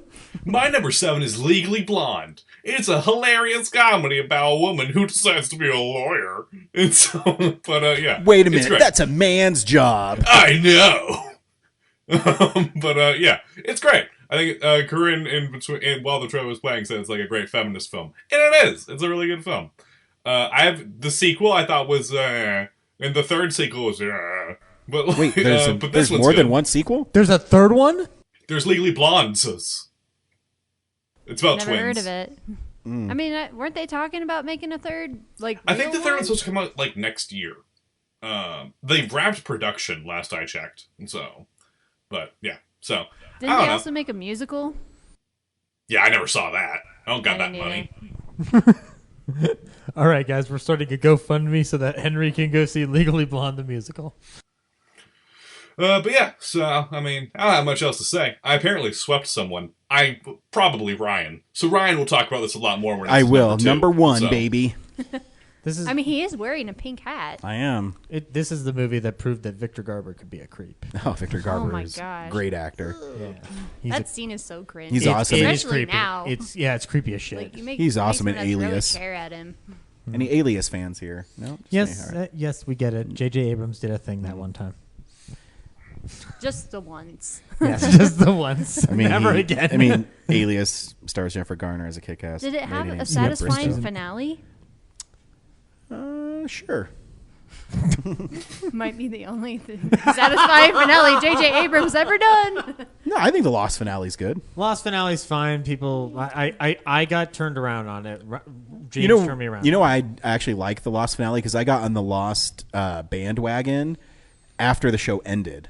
So I bought all the DVDs, seasons 1 through 6, blind because James was always talking about Lost. I said, fuck it, whatever, I'll watch it. Yep. And so I was not invested in it, stripped away like the hype about how much people hated it. That's the best way to do any television show because then that way you're not setting yourself up for disappointment. And I think sometimes people have unrealistic expectations because to me the ending of Lost makes perfect sense. But yeah. Let's be honest. The only frustrating ending to a TV series of all time was Boardwalk Empire because they skipped ahead to the end of Prohibition. And then, yes, it's still wonderful because it wraps up the stories, but you didn't have to skip ahead. You could have paid for 2 more seasons. God damn it, HBO.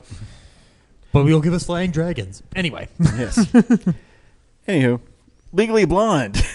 That's what we're I'm talking kidding, about. Game of Thrones fans. I want you guys to have your fun, too.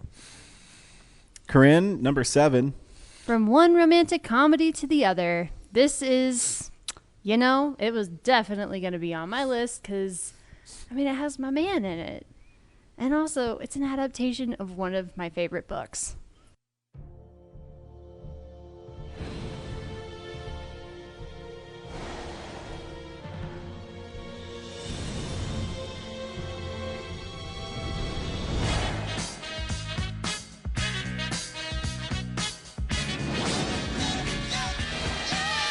Now, these are very silly little boots. And this is a very silly little dress. And, these are, for me, absolutely enormous pants.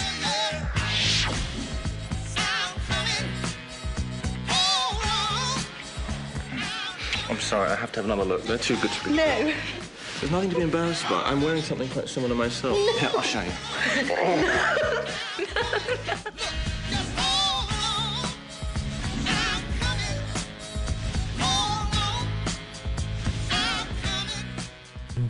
What the hell was that trailer?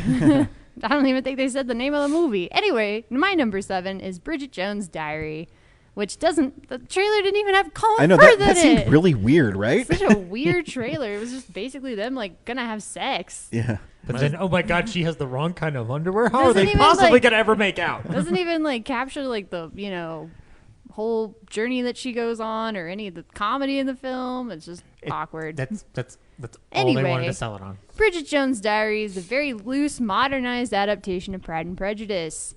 So, it's going to be on my list. There's no hand flexing in this movie, though, is there?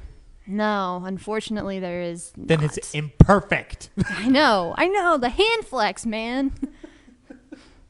But, no, it's a very charming movie. My mom loves this movie.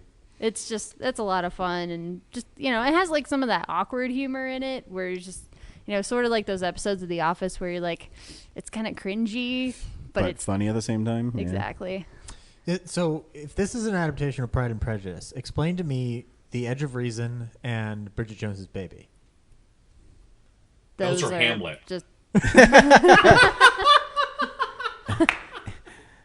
And The Tempest. it's just a continuation of this world. They do continue some of the tropes and the themes of Pride and Prejudice, but I was going to say that you said Hamlet. A lot of it is just misunderstanding. Bridget Jones's Diary is actually Faust. So yeah. So anyway, it's just the story of a woman who realizes that her boyfriend is a piece of trash and that she needs to have her own life, and so she goes off and she she becomes a better person, and she also has to learn that you can't judge a book by its cover, and you definitely can't judge Colin Firth when he's wearing a Christmas sweater. I mean, a really stupid Christmas sweater. If you think about today's society that we live in, there are 500 million people, man or woman, who would jump on Colin Firth with a Christmas sweater on. So I would be one of those people. Yeah, I mean, I would be saving him from the mob, but I would still do it. Who's to say none of us would if put in that situation? Anyway, my number 7, Bridget Jones' Diary. Brad? Yeah, my number 7 is unfortunately a lead actor who's been canceled. But in 2001, I thought this was a good sci-fi movie. I'd like to begin by asking you if you know why you're here. Of course. You think I'm crazy. He claims to be not human, a visitor from another planet. K-Pax.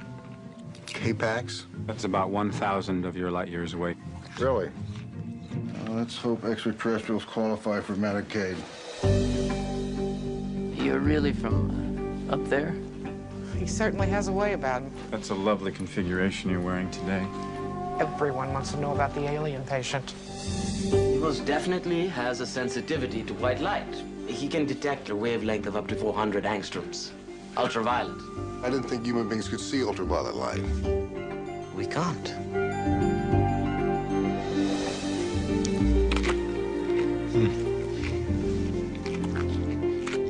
Your produce alone has been worth the trip. I would like to go there, to your planet. I'm afraid I can only take one person back with me when I go. I'm the one going. You're beaming back to K-Pax. On July 27th. Why July 27th? I'm gonna have a great time explaining that I got psychotics on the 4th floor packing up their sneakers because they all think they're going off to K-Pax. He's the most convincing delusional I've ever come across. I will miss you, Dr. Powell. What are you afraid of? What is this patient doing to He's you? telling me that on July 27th, something terrible happened to him. I've got to get to him before that date.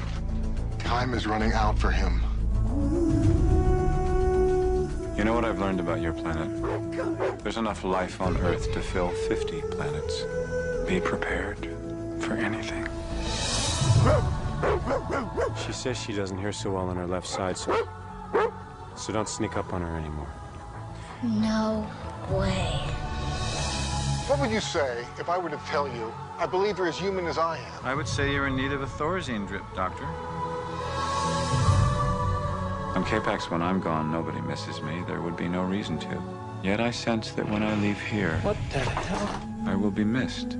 Strange feeling. Now, if you'll excuse me, I have a beam of light to catch. Yeah, so my number 7 is K-Pax, starring Kevin Spacey, who is not allowed to act anymore. And Jeff Bridges is a counselor, therapist. Kevin Spacey is picked up somewhere. He is reported as delusional because he keeps telling people that he's a being from another planet who's come to Earth to observe, and eventually at a certain date he'll be taken back home. And so Jeff Bridges gets to figure out if this is true or not. And somehow he has knowledge of things that someone couldn't possibly know, like about people's lives, and then like where his planet is.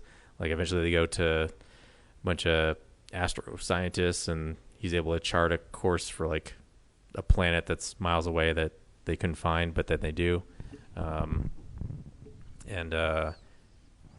But realistically, they think he's just like a mental patient who just has some disorder that's connected to like a tragedy in his life, and he's avoiding it by creating this character.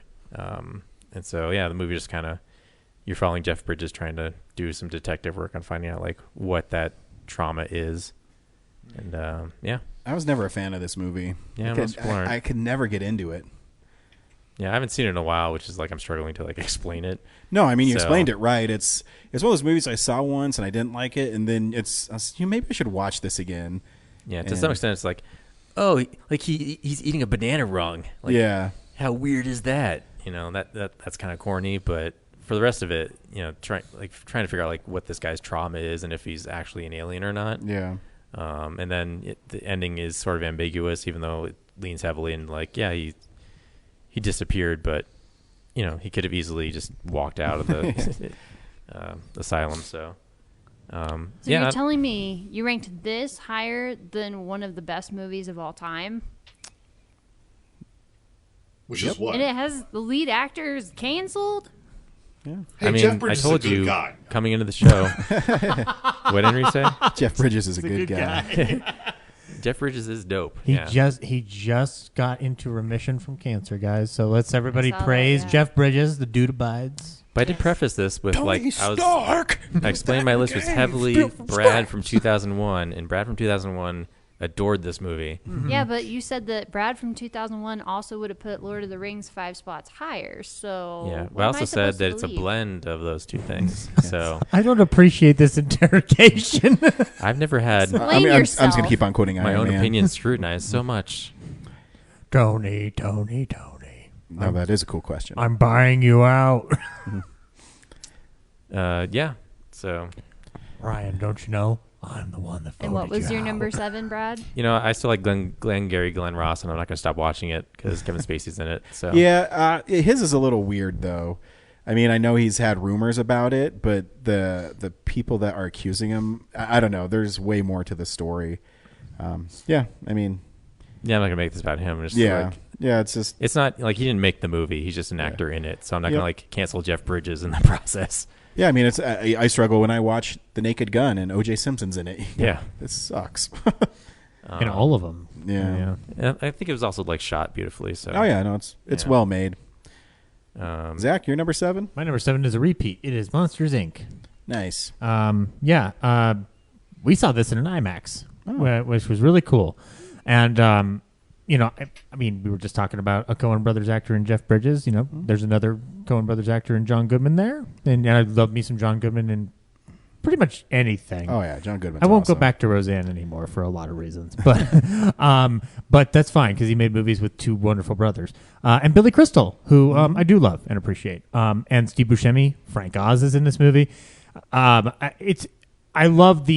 I still love the entire concept of it. It's run as this efficient bureaucracy of scaring children through these magic doors in order to collect their screams to fuel the city. And I do love that twist with laughter being a better source of energy. And I just remember it making me laugh like crazy when we saw it in the theater. And it's just a nice little warm memory of a blanket. Yeah. It's a Pixar movie. I mean, I feel like I could be rambling on, but we know the answer. It's a fucking Pixar movie, So yeah, my number 7, Monsters Inc. My number 7 is about some cool dudes. It's never been done before. What's the target? When was the last time you were in Vegas? You want to knock over a casino. 3 casinos?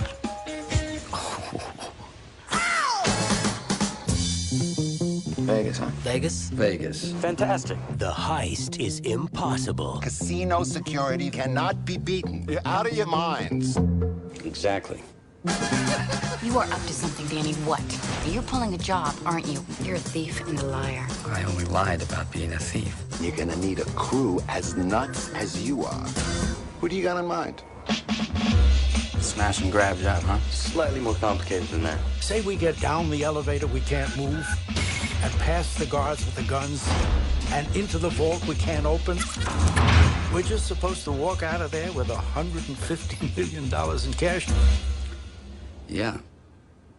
Oh. But these guys, that is the sexiest thing I have ever seen, are just crazy enough You'd need at least a dozen guys doing a combination of cons. Do you understand any of this? I'll explain later. to pull off the con Someone called for a doctor? of the century. We're set. We're set. We're set. Do it already. Well, did you check the batteries? Congratulations, you're a dead man. George Clooney, Matt Damon, Andy Garcia, Brad Pitt, and Julia Roberts. Why do this? Why not do it? From the Academy Award-winning director of Traffic and Aaron Brockovich. Because the house takes you. Unless, when that perfect hand comes along, you bet big, and then you take the house.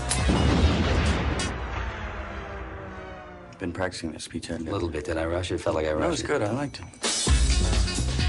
Ocean's 11. You're either in or you're out. I'm staying in. So my number 7 is Ocean's 11, 7-11. What? If you placed it there for that dumb I joke. I totally did. I just wanted to set up this one joke. No, I no. realized it while I was watching this fucking trailer.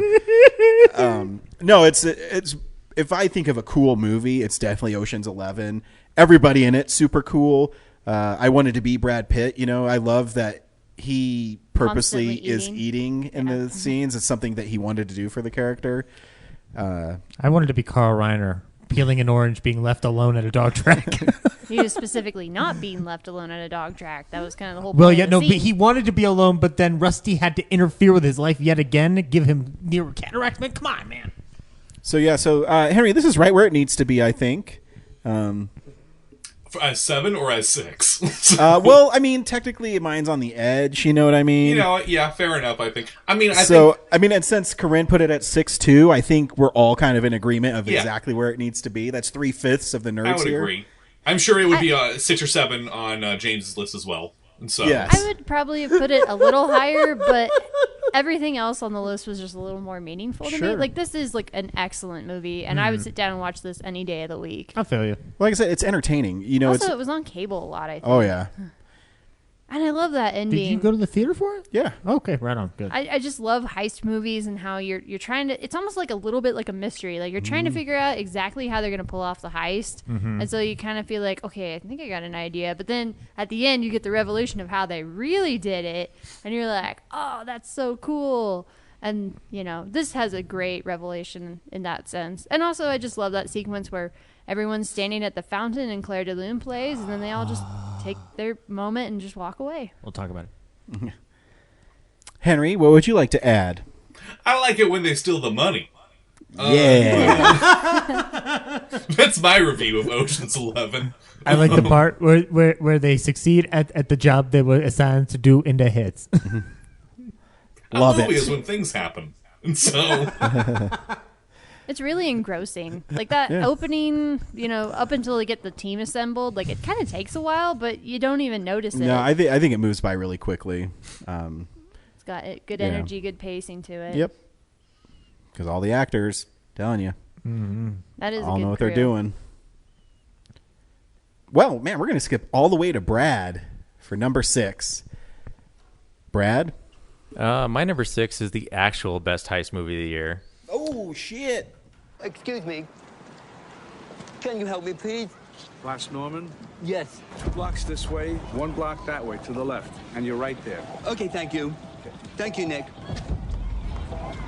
I'm Max's guy in the customs house.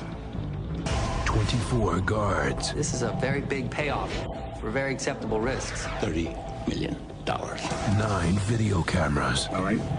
Paint me a picture. I got floor plans. I got security completely wrapped around my finger. Sorry. 4 alarm systems. I can handle the system in there if someone else can break into this box. After this, no more jobs. This is the last one I'm doing.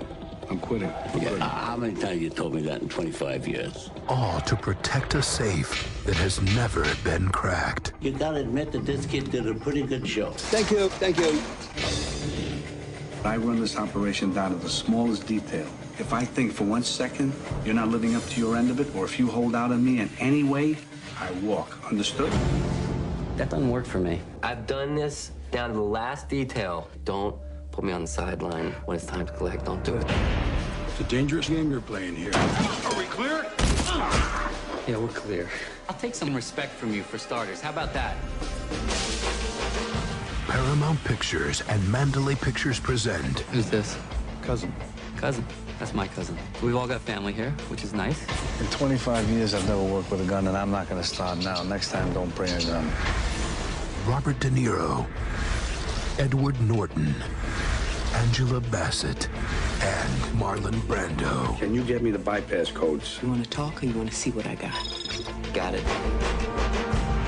It will take all of them to get it. Tick-tock. But only one will keep it. Do you think I'm stupid? Do you think I don't see what you and Max are doing? When did you start thinking you were better than me? You trying to talk me into taking a sucker's share on a score that I set up from the beginning. This whole game is one big long shot. And if you don't have the discipline to stay away from the gambles, then one day you will go down. It's inevitable. You want me to list the ways I can burn you? We either work this out right now or I will take you down.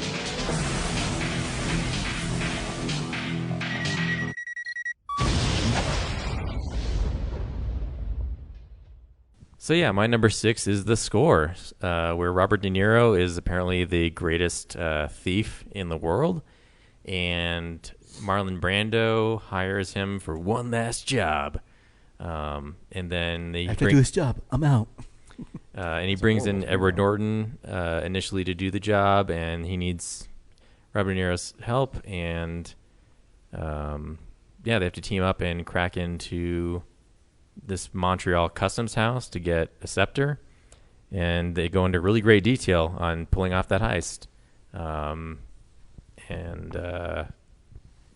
literally watched it last night because I hadn't seen it in a while. I can't even. I know I've seen it, but I don't remember the intricacies of the film at all. Yeah, I was trying to work on this Blu-ray, and I was constantly just sucked in to watching the movie again. It was just so good. But yeah, that's what it is. It's like they go into really specific detail on how to break into this customs house and steal the scepter, and it's really inventive on how, like, as they go along, new obstacles are presented to them, and they have to overcome them. Like once they finally get the security schematics for the safe itself, and then when they actually look into it, there's another barrier to entry that they have to overcome, and yeah, man, I can't. And meanwhile, it's starting to come back to me. Yeah, and along the way, Edward Norton's not on the up and up as a character. He's constantly feeling disrespected by Robert De Niro. So it's interesting to see how that plays out. And there's a lot of great people in it. I mean, those two, Angela Bassett. It's pretty high pedigree too. Yeah, it's directed by Frank Oz. Yeah.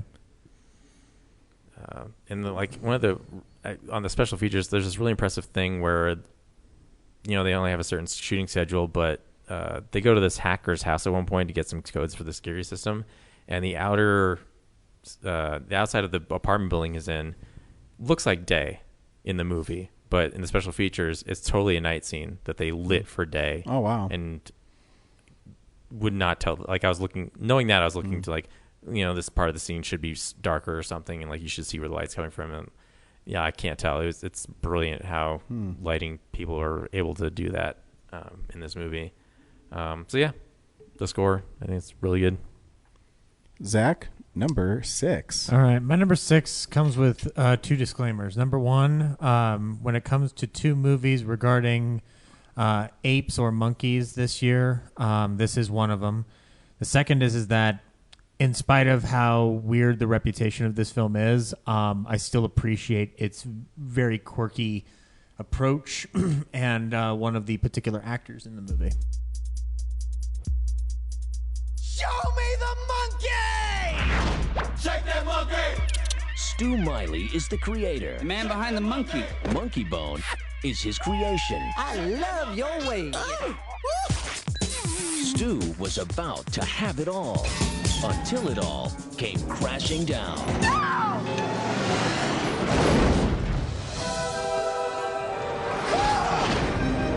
From the director of The Nightmare Before Christmas. Hello? Am I dead?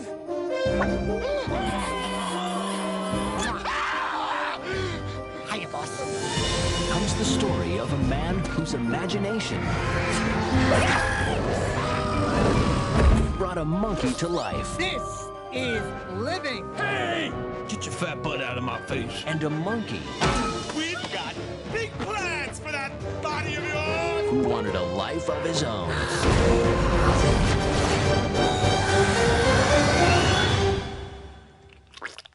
Stu? Whoa, baby! This spring, if it screams, if it swings. Ooga, ooga, da, da, da, da, da. It's got to be Drinks for everybody. Monkey Bone. 20th Century Fox presents Brendan Fraser, Bridget Fonda. The woman I love is living with a little monkey that looks like me. Ow! What a lucky girl. Monkey Bone. Sorry, kitty. I'll be right back after I choke my monkey!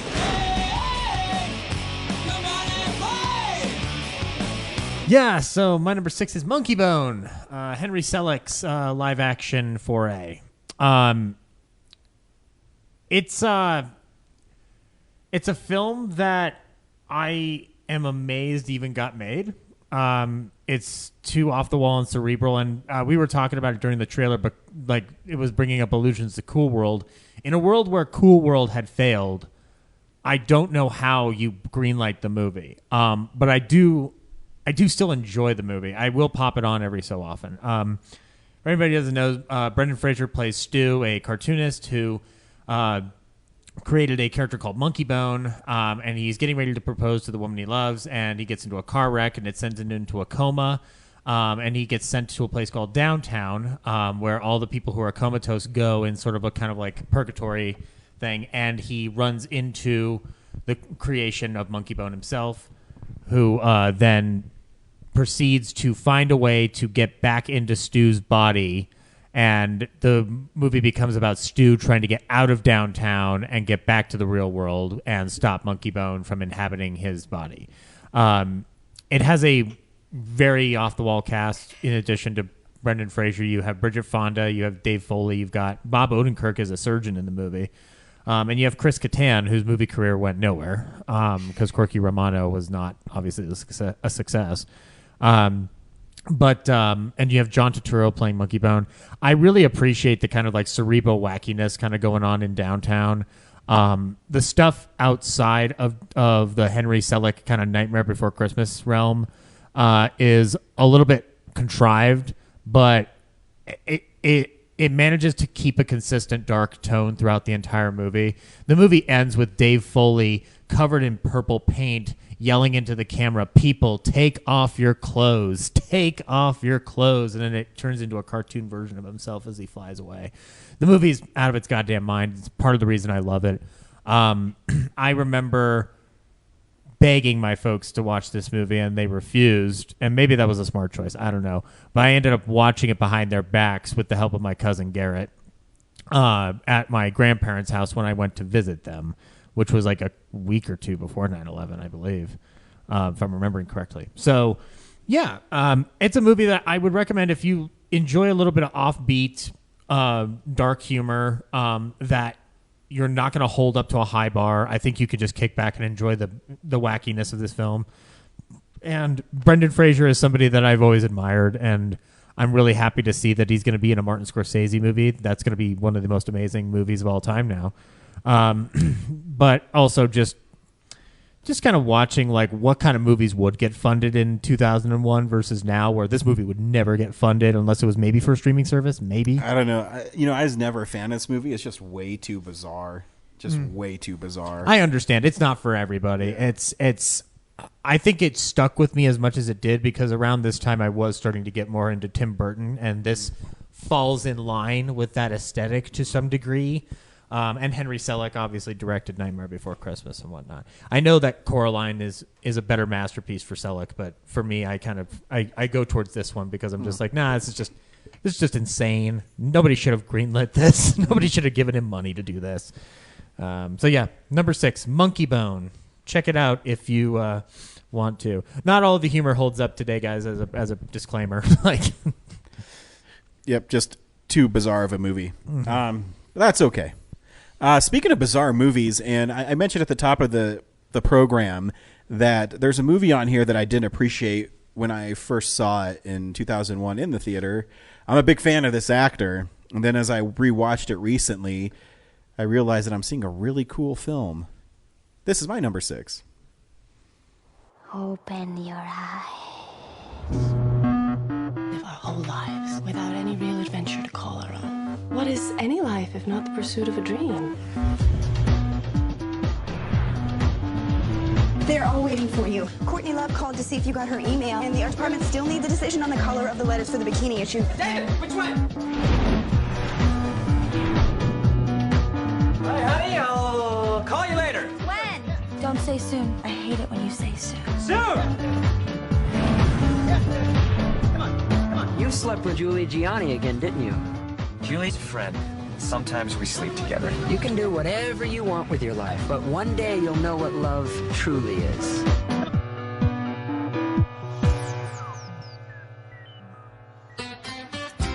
To what do I owe this pleasure? The pleasure of Sophia. I would spend the rest of my life with that girl, man. I am not going in there. Oh, yeah. Good night.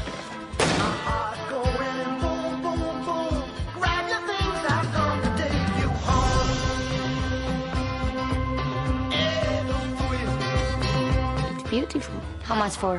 One kiss. That smile is gonna be the end of me. David Ames. You're following me. I just felt that at your party. Hey, when did you stop caring, David? Slow down, Julie. When you sleep with someone, your body makes a promise whether you do or not. Do you believe in God?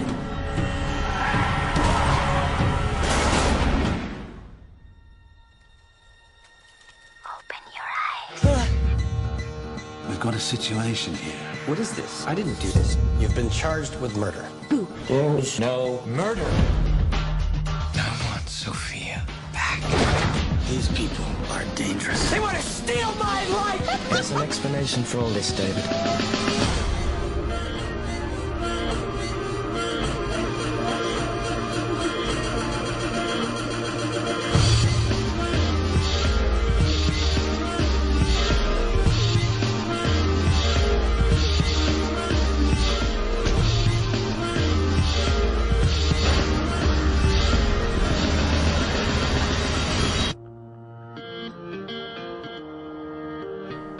So number six for me is Vanilla Sky, which stars Tom Cruise as this publisher who is really vain and treats women like shit.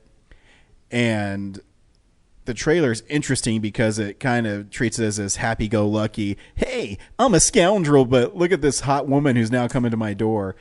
And it kind of... Life is so rough for Tom Cruise. Yeah, but it's interesting because it really devolves into a murder mystery, and... It gets really surreal. Like, it it's is. really It is. It's a very... Like I said, I didn't like this when I first saw it, but as I watched it recently, I really like this movie. And it also deconstructs because, you know, Tom Cruise at this time, he just made Mission Impossible 2. He's always been kind of like the handsome, pretty boy guy. And what they don't show you in this trailer is he actually gets disfigured in that car accident. And as his face gets worse and worse, he becomes a worse and worse person. It's a really bizarre movie, but the acting in it is incredible. It's the first time I really liked Cameron Diaz in a film. What about Shrek? Nope. Oh. And so she, kind of ups her game, and it's not for everybody. It's one of those movies I think is really polarizing. You either love it or you don't. And it was an interesting take for Cameron Crowe because he doesn't really make films that are that surreal. So yeah, if you want to see an interesting film, definitely check it out. There is a 20th anniversary that I pre-ordered coming out from Paramount Presents or something. I just love Henry going, what about Shrek? So yeah, that is my number 6 film. Henry, number 5. My number 5 film is actually a repeat. My number 5 film was Moulin Rouge. It's a fun dance film and a fun music film. And also, everyone in it is super hot. What's not to like? And so, yeah. I mean, I don't know. I just find it to be a super fun film. I kind of hate Baz Luhrmann.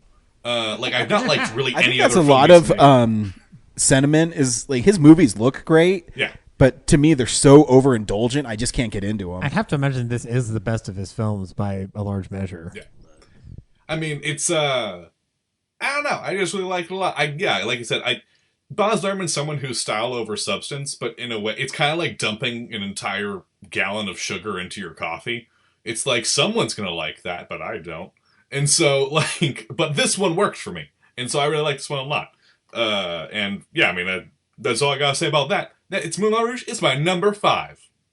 I think it's because the story lends itself really well to that style. Like, it's just so melodramatic anyway that it kind of fits with this whole, like, over the top and singing, like, different, versions of love songs from the radio, this kind of jukebox musical. Mm-hmm. But it doesn't feel like a jukebox musical at all.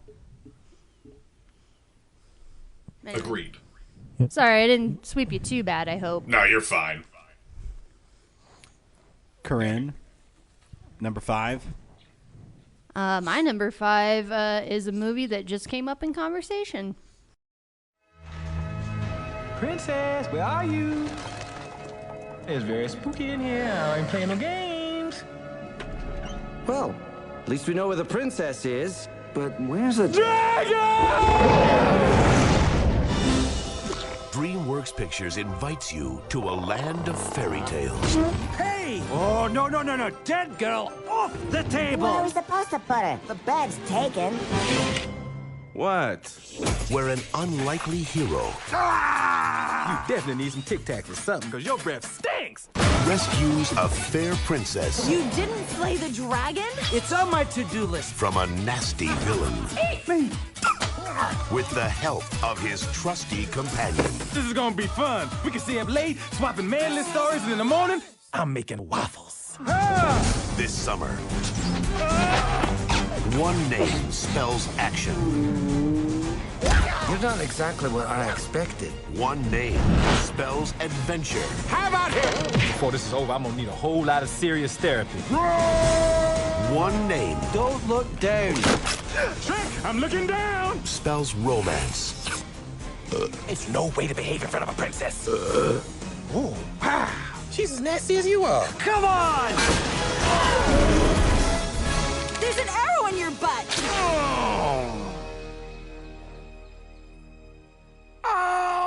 And that name is Shrek. Shrek. Thank you very much.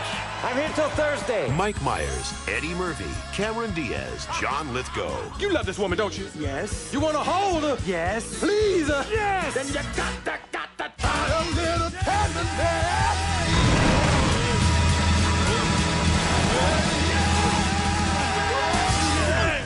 Shrek. Wow. Let's do that again. No. So my number 5 is Shrek. It's, Ryan, you had the parody movie on your list. This is kind of a parody movie too, but it kind of transcends that and it becomes its own thing. And I love the fact that, spoilers, if you've never seen Shrek, which you need to. It's been 20 years. But the fact that Fiona turns out to be, an ogre herself because of the spell it's a really refreshing twist. And she chooses to be an ogre at the end of the movie because, that's what form her true love takes. That you can fall in love with anybody. True. I always say you can't help who you love. And you should always just embrace who you love. I'm not a fan of the Shrek films at all. Ryan, why? I just could never get into them. I like the Gingerbread Man. That's about it. Not the buttons. Do you know the Muffin Man? The Muffin Man. The Muffin Man. So quotable. And also, too, this was the start of making animated films that I just despise, where I'm going to have a bunch of pop culture references, and at the end, we're all going to sing a Smash Mouth song, and it's going to be really cool. I don't know. I could never get into them. And then I was really pissed when Shrek 2 beat Spider-Man 2 at the box office. I was like, fuck Shrek. There is a... Shrek 2 is awesome. If I could, full disclosure, I'm not a fan of Shrek much these days. When I was younger, I loved these movies. I've really fallen off a cliff with them. But I will say that I've seen the debates between the love and hate for it, and the one thing that is interesting that Shrek accomplishes is that it does create a competitor to Disney that prior to that never really existed in terms of the animated film. Like that is like a big accomplishment that I don't think anybody can take away from DreamWorks. And this was the film to really kick that into the stratosphere. Mm-hmm. I mean, I think that, The Prince of Egypt is a better movie overall, but it bombed, and Katzenberg was pissed, and then he made a bunch of horrible statements because he's Jeffrey Katzenberg. But anyway. I have this urge to revisit him. I'm just not a fan, but Kellen, he loves the Halloween episodes they have on Netflix. It's called Shrek's Spooktacular. Oh. And I mean, Kellen likes spooky things, but he doesn't like spooky things like I like. He likes, hey, we're gonna throw pumpkins at each other and stuff like that. And I mean, I've just would watch him in passing, but Kellen really likes the Shrek's Spooktacular Halloween special or whatever the hell it's called. There is a great thing on YouTube. You can see Chris Farley be Shrek because he's originally Shrek. Yeah. It's a really interesting, different take.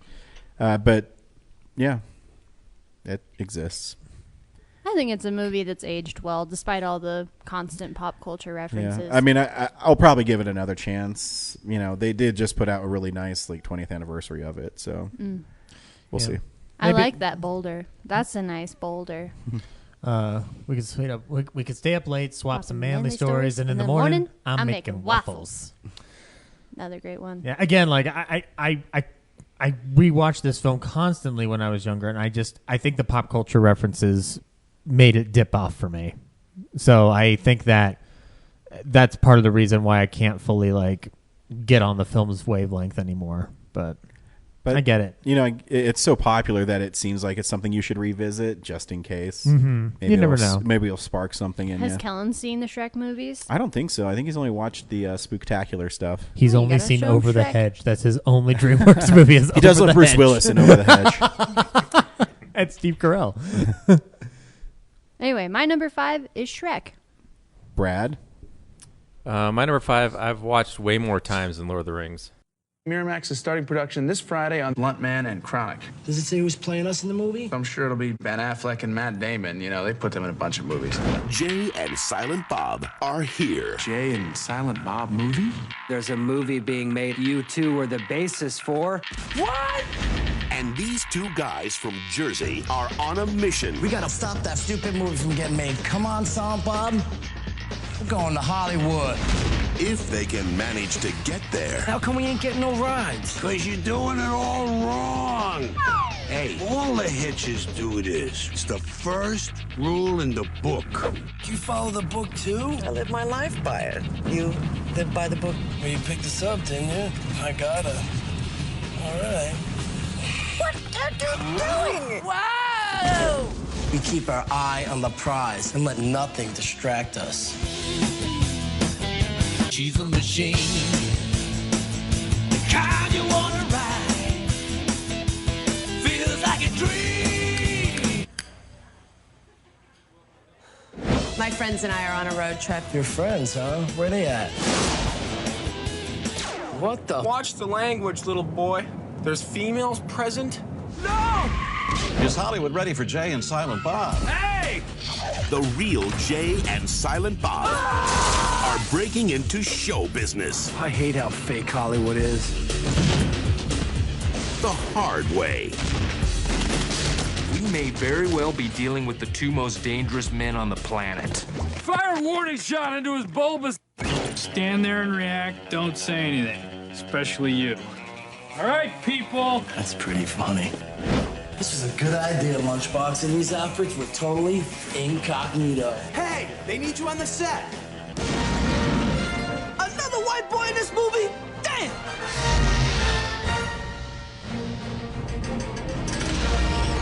Whoa! Jay and Silent Bob strike back. I think George Lucas gonna sue somebody. So yeah, my number 5, tag teaming with Zach here, is Jay and Silent Bob Strike Back. So you guys are Chinese finger cuffs? That's a Chasing Amy joke I because know. they tag teamed her. Yep. Yep. Thanks. Yep, we get it.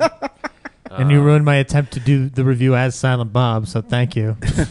Yeah, and you didn't hear it while we were playing the trailer, but super quotable. Oh, yeah. Oh, yeah. Tons of fun. It's on my list. Like I said, I've watched it many, many times. Oh, yeah. Just a classic. send up of Hollywood. It's definitely around the time where I was really loving Kevin Smith because Chasing Amy came out, Dogma, and then he was doing those Evening with Kevin Smith DVDs, and I loved the stories about them making movies. And even to this day, I mean, if you get past the weed and all that stuff, he's still a great storyteller. And this movie is a big cartoon. Yeah, it's just a culmination of everything I love about Kevin Smith. And at the time, it was supposed to be like the end of the View Askew universe, but that didn't hold. So, yeah, just a great send up of all of his movies and all of his characters, and yeah, it's just a big cartoon, and it's vulgar and hilarious. I mean, it's really the first multiverse movie too, because they have so many different variants of their characters. Because you have Ben Affleck playing Ben Affleck and Holden McNeil, and then you have Jason Lee playing Banky and Brody. Yeah, I think Dante does. I'm not supposed to be here today. Dante's in it, but Dante's also several different people in all the other films. Yeah. Like he's but he's Grant Hicks. He's basically a Hicks. Yeah, that's his multiverse take. But. Yeah. And Mosier is like Willem, and Mosier's Willem and Clerks, but Ethan Suplee is Willem and Mallrats. You know, watching this, it just makes me miss Ben Affleck like that, where he's willing to make fun of himself and have a lot of fun.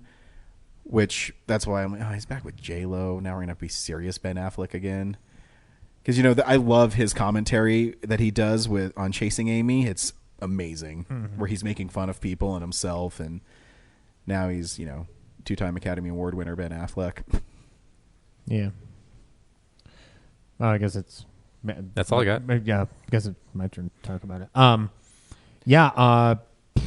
This is two things. It's a big old fucking cartoon movie, and it's a wonderful last bastion of when you could have a bunch of celebrities in a movie playing versions of themselves and just have fun with the concept of an inside Hollywood joke. I don't think that those kind of films really work that well anymore, with the exception of This Is the End.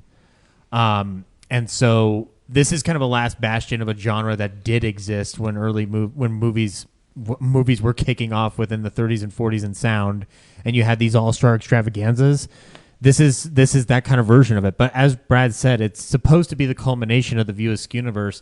For me, it's also a good chance to just give Jason the spotlight, which thankfully in the subsequent View Askew films, he's been getting even more of that. And I think that the reboot actually gives him his best acting moment. But this is undeniably it's superb writing. It's well directed for the movie they're making, and the amount of memorable moments from this movie that have stood not just the test of time from a View Askew fan, but also just in general. Like, this movie does croach itself into pop culture in random different places. And, you get to see Carrie Fisher as a nun and nearly getting eaten out by Jay until she kicks him out of the car. George Carlin as a hobo who gives head or a hitchhiker who gives head in order to get rides from truckers. And there's just fun little things popping in and out of the movie. Mark Hamill playing Cockknocker, and getting his hand cut off, and he looks at the camera and he goes, "Not again." Like, I do love the way this movie breaks the fourth wall in a way that it's obviously aware it's doing it, and it doesn't give a fuck, and it is going to hold on that moment to turn to their heads to the camera. Again, like, my Kevin Smith fandom has dipped over the years, but I will always say this is the one filmmaker within a noted variety that still wears his heart on his sleeve and does what he wants to do in a way that I can never object to whatsoever. Like, he wants to make Tusk 2, I'll go see Tusk 2. Well, I always say, if you do what makes you happy, because exactly. you can't please everybody, and just have fun with it. Yep. And also, there's one thing you need to know, Ryan. Don't you never say an unkind word about the time. Me and Silent Bob... I can't remember that line. I can't remember the line. Me and Silent Bob modeled our whole fucking lives around Morris Day and Jerome. I'm a smooth pimp who loves the pussy, and Tubby here's my black man servant. What? And for the record, the time sucked ass. No. No, I love this movie. Just seeing the trailer, I feel like I'm going to watch it tonight because, there's just so many moments in it. It is weird that Jason Mewes refers to Jerome as his black manservant. Like, that's so weird. I mean, when they're at the movie internet thing, he's like, we're gonna shit out the shit that we just had. They're gonna shit out the shit that they just ate, and it's just out of control. And so juvenile. It is. Can we all recite together the email that he writes? All you motherfuckers are going to pay. I tried to put that on Twitter, but it was too long. You are the ones who are the ball lickers.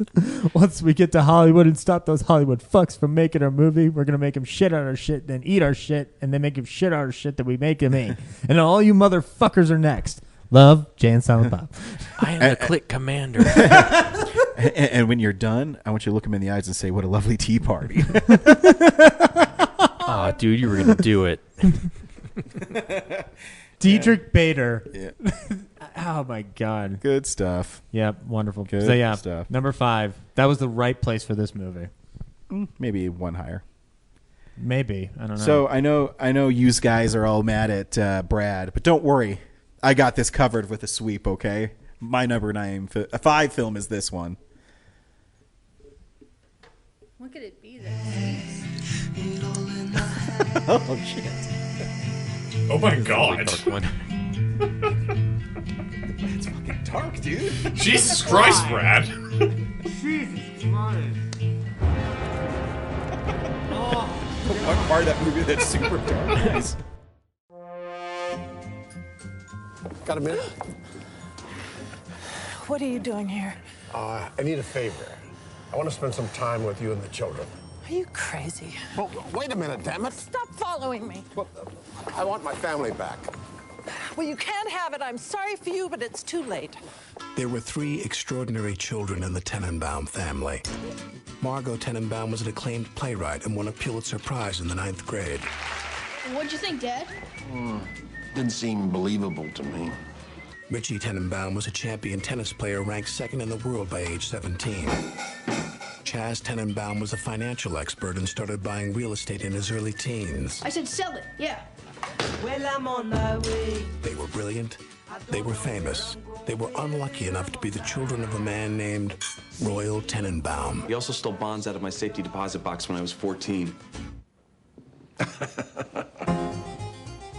Now, for the first time in 22 years, they are all living together under the same roof. I hear you're dying. Oh, how long are you gonna last? A month? A year? I've got 6 weeks to set things right. I want this family to love me. Rightly so. You know who I am? I'm your granddad. His name is Royal Tenenbaum. You told us he was already dead. Let's hit it. How are you feeling? I'm having a ball. Scrapping and yelling. You stay away from my children. Do you understand? My God, I haven't been in here for years. Hey! Are you listening to me? Yes, I am! Mixing it up. Are you trying to steal my woman? I beg your pardon. I want you out of my house! Oh, yeah? Right on! Loving every minute with this damn crew. What's so funny? It's these little expressions of yours. I don't know what you're talking about, but I'll take it as a compliment. How interesting. How bizarre.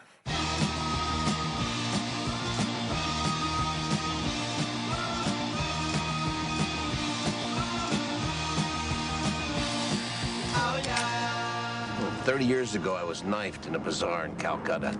He carried me to the hospital on his back. Who stabbed you? He did.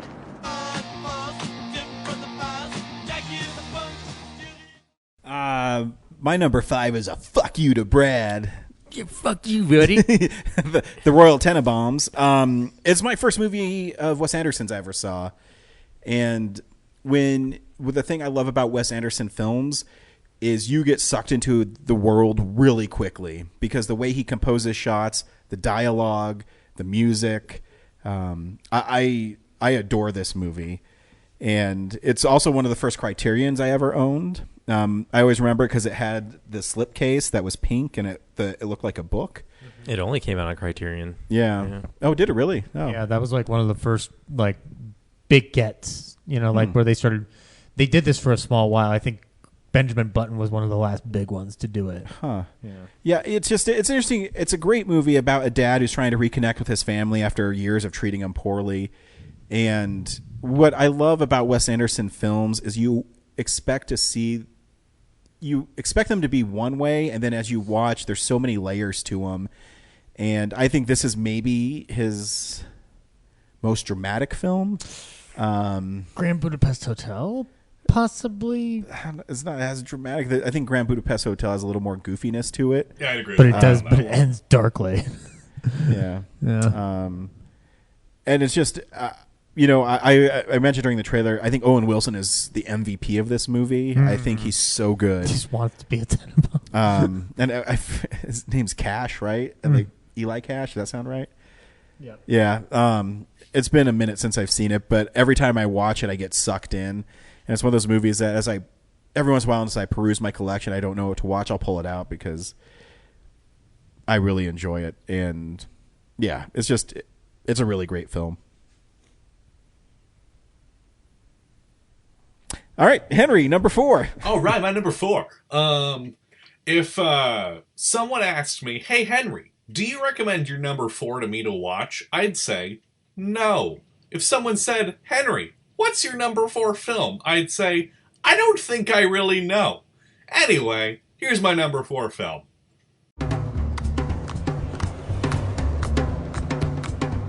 I can't believe it. I'm just so excited to be here. I'm in this dream place.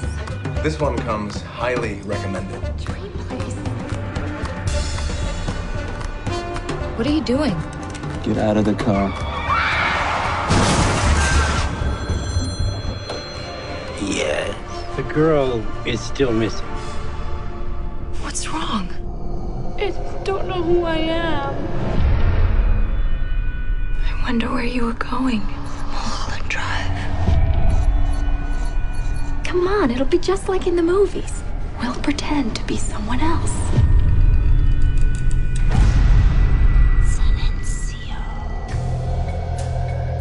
This is all an illusion.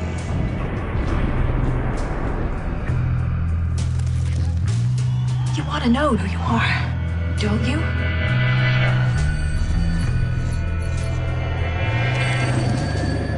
Where's this going? Mulholland Drive. It's been a very strange day. Getting stranger. So yeah, my number 4 film is Mulholland Drive. I don't really know what Mulholland Drive is about. I've seen it like 3 times, and I once found a map online that explains what the film is, and I think I understand it, but deep down I think I also know that I don't. However, it is my favorite David Lynch film. I've watched other David Lynch films, and I'm like, I don't know what that is, and I also didn't enjoy myself. Whereas in this film, I watch it, at least it's kind of exciting and kind of fun to be in the space of Mulholland Drive. That's why I like this movie. I recommend it to everyone who wants to get into David Lynch, because it's the most accessible film while also still being a David Lynch film at its core. And yeah, so do I recommend it? No, but it is my number 4 film. And so that's a good point, because I wouldn't recommend you have them start with Inland Empire. That's for sure. Yeah, definitely don't start with Inland Empire, and definitely don't start with A Straight Story, and because neither of those films are David Lynch films. You know what? Elephant Man. You can start off with. That's a good one. You can start there if you want. Yep. So it's funny you say that, Henry, because I put out a tweet throughout our Filmsplosion seasons, and I said in it, maybe you can explain Mulholland Drive to me and why it's your favorite film of 2001, and we got a reply. Oh. This gentleman... That's Kev Moore from Film Guff. At Wonder, Dan, 1984, says... A film about what happens to those seeking fame in Hollywood and end up not achieving it, leading them to do some horrific things and make bad choices they may not have crossed their mind if they had chosen another path in life. How does that explain, like, the shriveled body in the window? I don't know. The shriveled body in the window represents their fallen dreams that they can see in the window, but they can't access. I don't know. I'm just making that up. But that's how all art works. You can just make whatever you want up, and it fits. And so, get Maybe his it's explanation supposed as to be any. like old age, like people, that's like the enemy of the actor, right? Old age. Yeah. I don't know. Yeah, David Lynch thinks old people are gross, and so he put that image in it. And so At Wonder Dan 1984, I think explains it pretty well, and I can see his point of view. Yeah. I might get this on 4K. My problem with David Lynch movies on Blu-ray is he purposely makes them with no chapters, so you have to watch them straight, and it's really pretentious and annoying. By the way, yeah, I didn't mean to. I thought that was a reply from him. So, but yeah, no, he gave us a list. Yeah, no worries. But yeah, no. Good for you, Henry, on getting on the list. I haven't watched it in a long time. I should go back to Lynch at some point. Maybe I will when I end up revisiting Twin Peaks in its entirety. listen, it's not a Henry Jarvis list if someone doesn't roll their eyes as I go through it. And so just like it's not a Zach Eastman list if you don't mention Monkey Bone and roll your eyes and go, really? All right, I guess. Yeah. It's your list, Zach. Yeah. But anyway, that's my number 4. Corinne, 4. Mine is a repeat. My number 4 is The Princess Diaries. And, ultimately I was just thinking now, this movie's kind of like a buddy comedy. Yeah, because Heather Mazzaruto. Mia and, Julie Andrews' character, the Queen. Can't remember her name off the top of my head. Anyway. Queen Julie Andrews. Basically. I mean, she is quite the queen. Yeah, it's just kind of like these two characters, and they're both trying to understand each other's world. And obviously, the movie spends a lot more time on Mia and like her transformation into becoming a princess. Oh, you were doing the grandmother. I thought you were mentioning her best friend in the movie, Lily. Well, yeah. I mean, yeah, to some degree, but it really is. As a woman, I really appreciate movies about women and grandmothers because I feel like that's a dynamic you don't really see a lot in movies, and especially like that being the core relationship, the one that kind of drives the plot and drives like a lot of the character development. And this and the animated Anastasia are the only two that I can think of off the top of my head that fall into that category. Yeah. And if you listeners can think of others, please let me know. Because I'd love to check them out if I haven't already. Send your geezer exploitation grandma pictures to to Corinne. Oh yeah, there's one called The Visit you should see. You won't watch it. Is that? It's the horror movie. I was gonna say that's the M. Night Shyamalan movie, right? Yeah, but it deals with grandparents and their relationship with their children. True, but it's a horror movie, so I'm not gonna see it.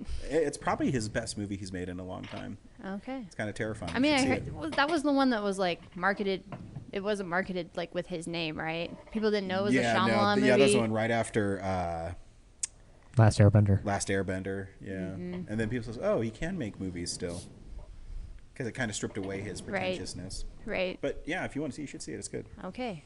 Anyway, so Princess what? There's a 2015 film called Grandma. If you want, that has Lily Tomlin and Julia Gardner in it. That I honestly think you would really like a lot. As just a quick recommendation. Wait, is that a horror movie too? No. No, that's a series. That's like a dramedy from Sundance. Oh, that I think okay. you like. Good to know. It's Lily Tomlin. You got to go with Lily Tomlin. Okay. But yeah, anyway, this is just, a movie about these two women and their impact on each other. And obviously the movie spends a lot more time with Mia's transformation into becoming a princess and how that, the whole makeover thing, yes, it's trite, and yes, it's just like, so poorly executed and everything. But the ultimate transformation that she goes through is about, having confidence in herself. Mm-hmm. And that's like the scene where she reads the diary entry that her dad wrote for her. That's really impactful. And then, you also have this this arc that Julie Andrews' character goes through. Clarice, that's right, that's her name. Of course, I only think of it now. But Clarice goes through this arc where she's learning how to be a grandma. And, she's a queen, and she's a great queen, but she doesn't really know how to have that interaction because she's never been in that relationship before, She doesn't have any other grandkids, and she's been away from, Mia and out of her life for so long that she's like, oh, yeah, like I kind of forgot what it means to just be a family member and have this, just chill dynamic instead of being on all the time, like as a queen. She was practically perfect in every way until one day she wasn't. She was a grandma. This fall.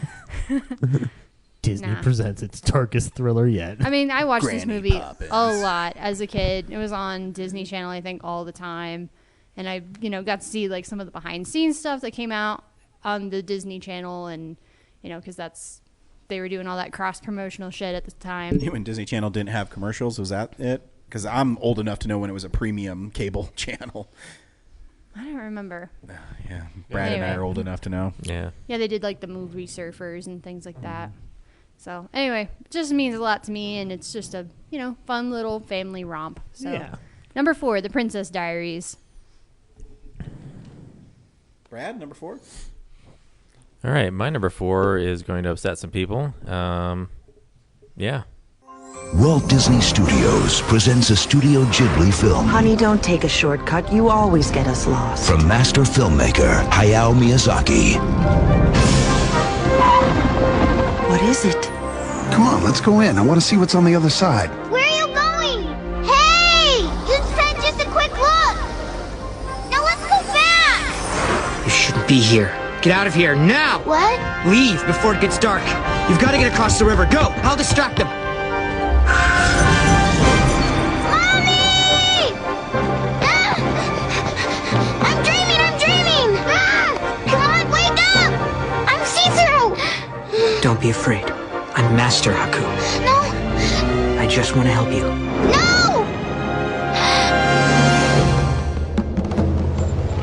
In worlds seen and unseen, where spirits are transformed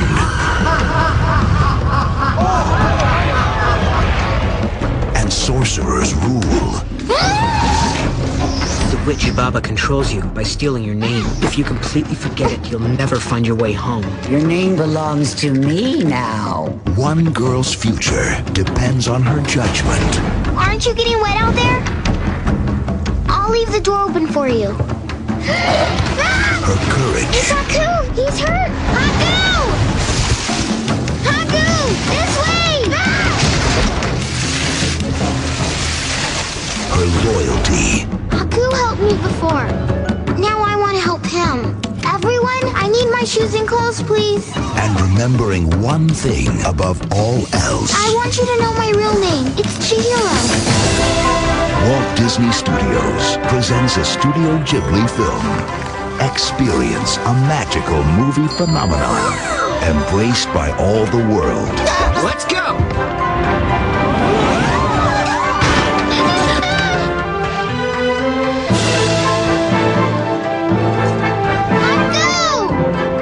This fall, prepare to be spirited away.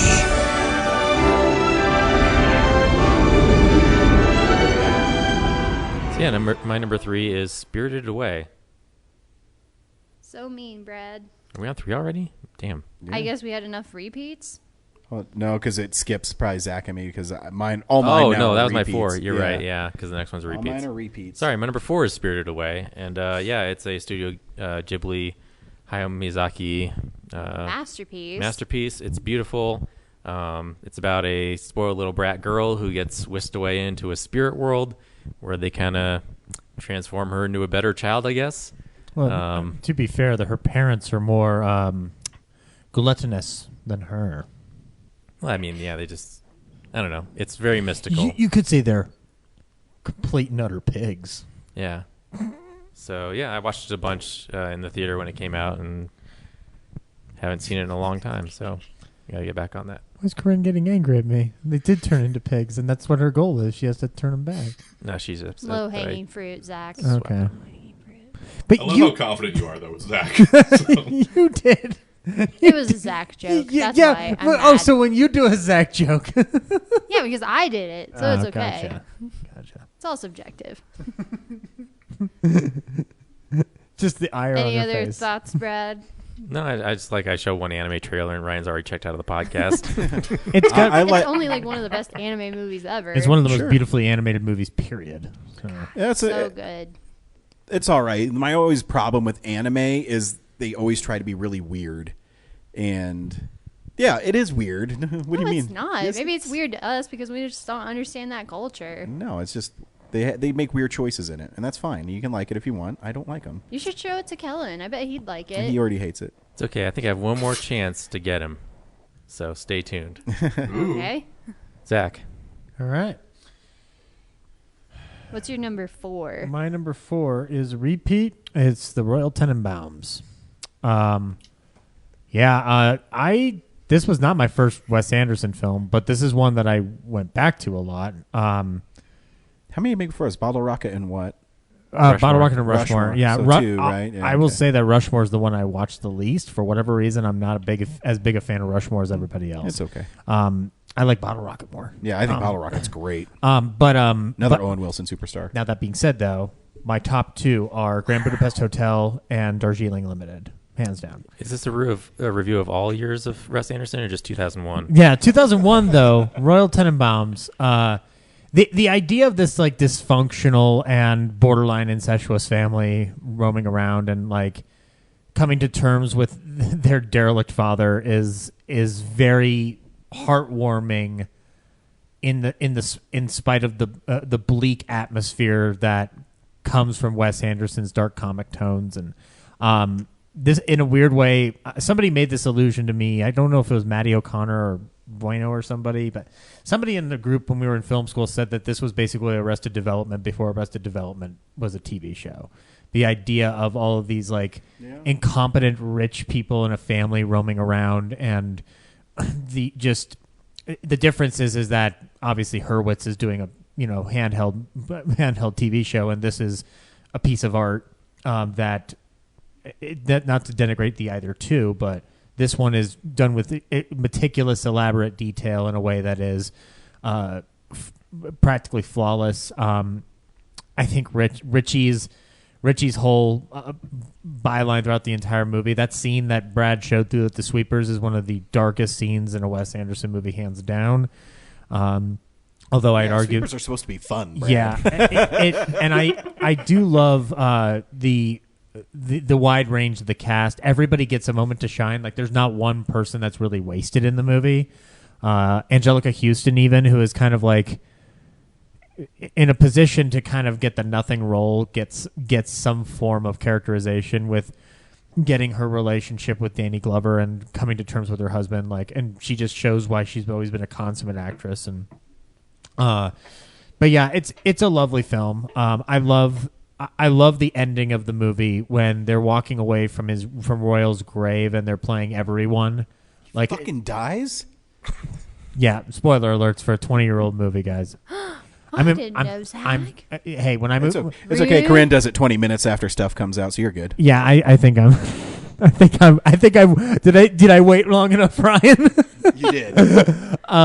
But there's that image, like of them just walking away slowly, and you're hearing Van Morrison's "Everyone." Like, that encapsulates Wes Anderson's vibe for me in a lot of ways, and also the montage of him playing with his grandchildren, where you have Paul Simon's "Me and Julio" down by the schoolyard playing. He's really good at matching moments with eclectic music and iconic music that I think is just solely his own.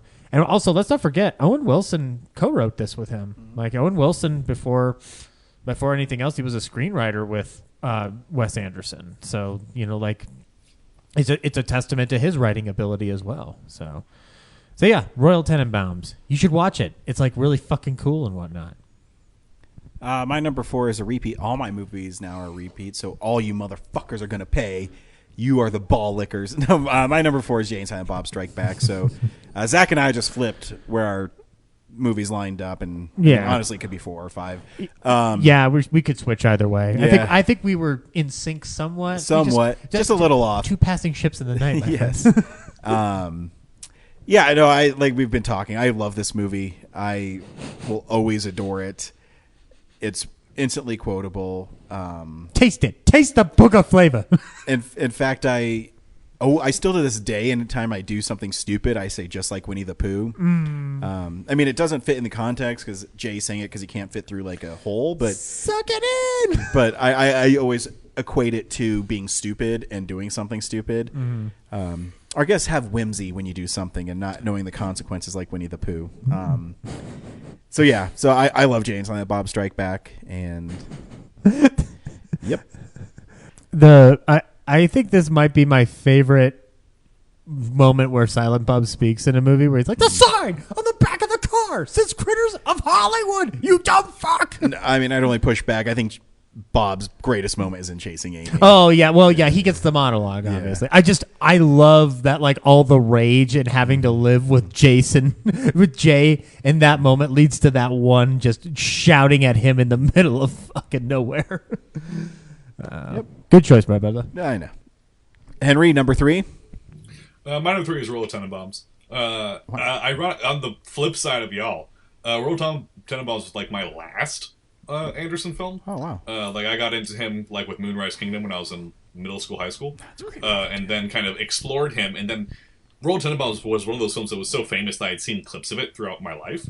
And so I was like, I've seen that movie. I'll see all the other ones that no one's seen first. And then I recently, 3 years ago, rewatched Roll of Tenenbaums, and man, it's very good.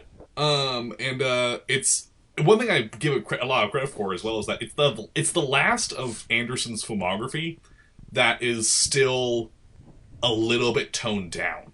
Because, like, starting, like, after this, everything's, like, a set piece and everything is, every single shot is a Wes Anderson shot.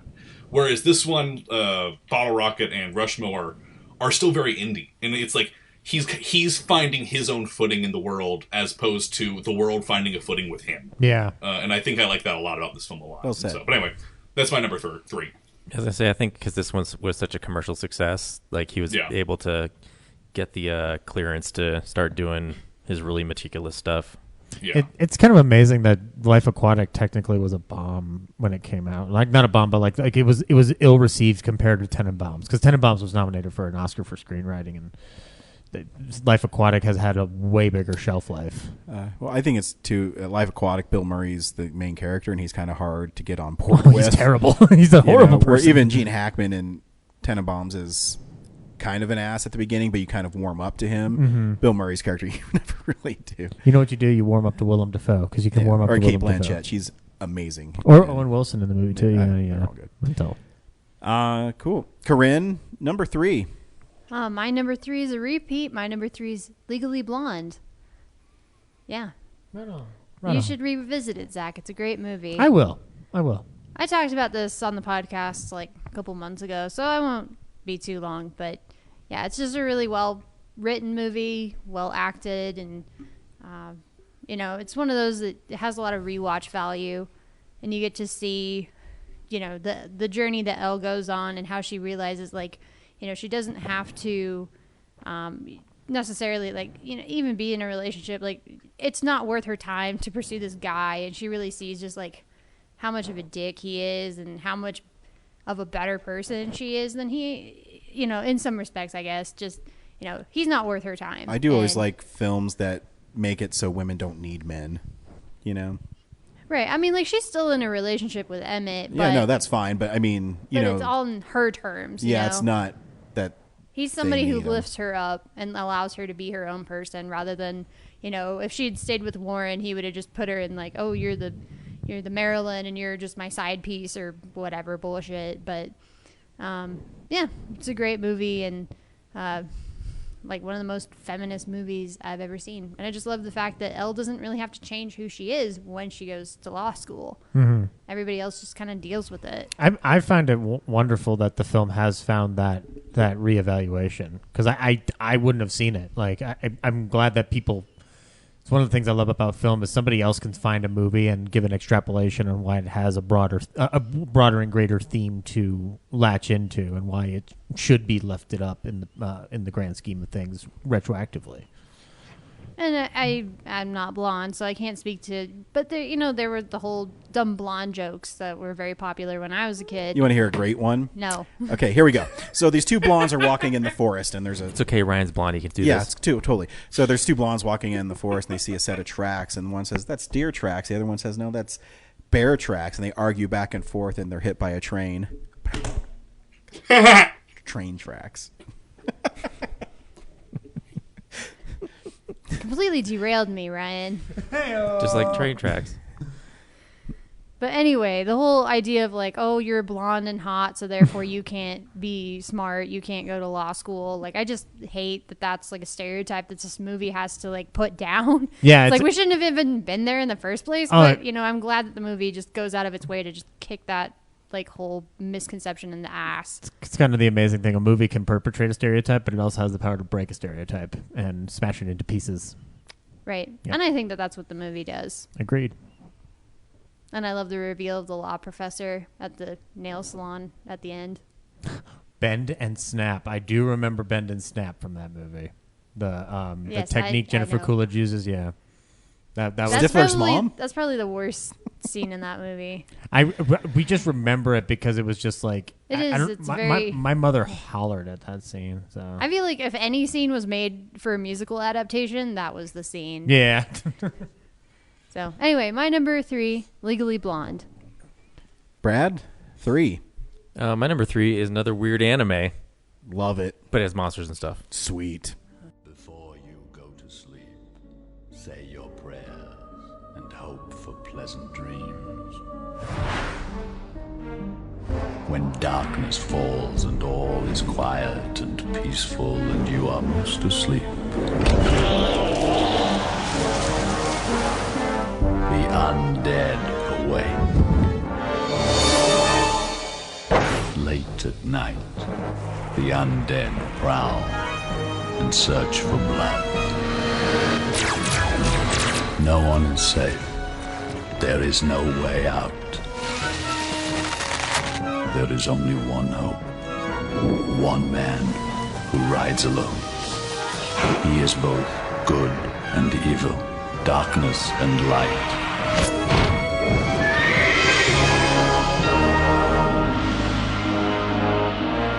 He is the vampire hunter. In a world of hidden dangers,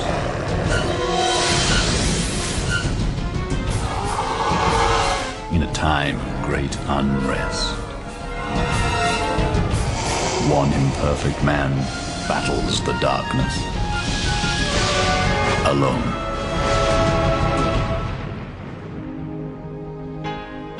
A place of beauty, a time of evil, a lonely girl, a sweet seduction. Outside, outcast, he is her only hope. He has their power. He knows their secret. He seeks an answer. He must keep moving. He is the only hope for survival.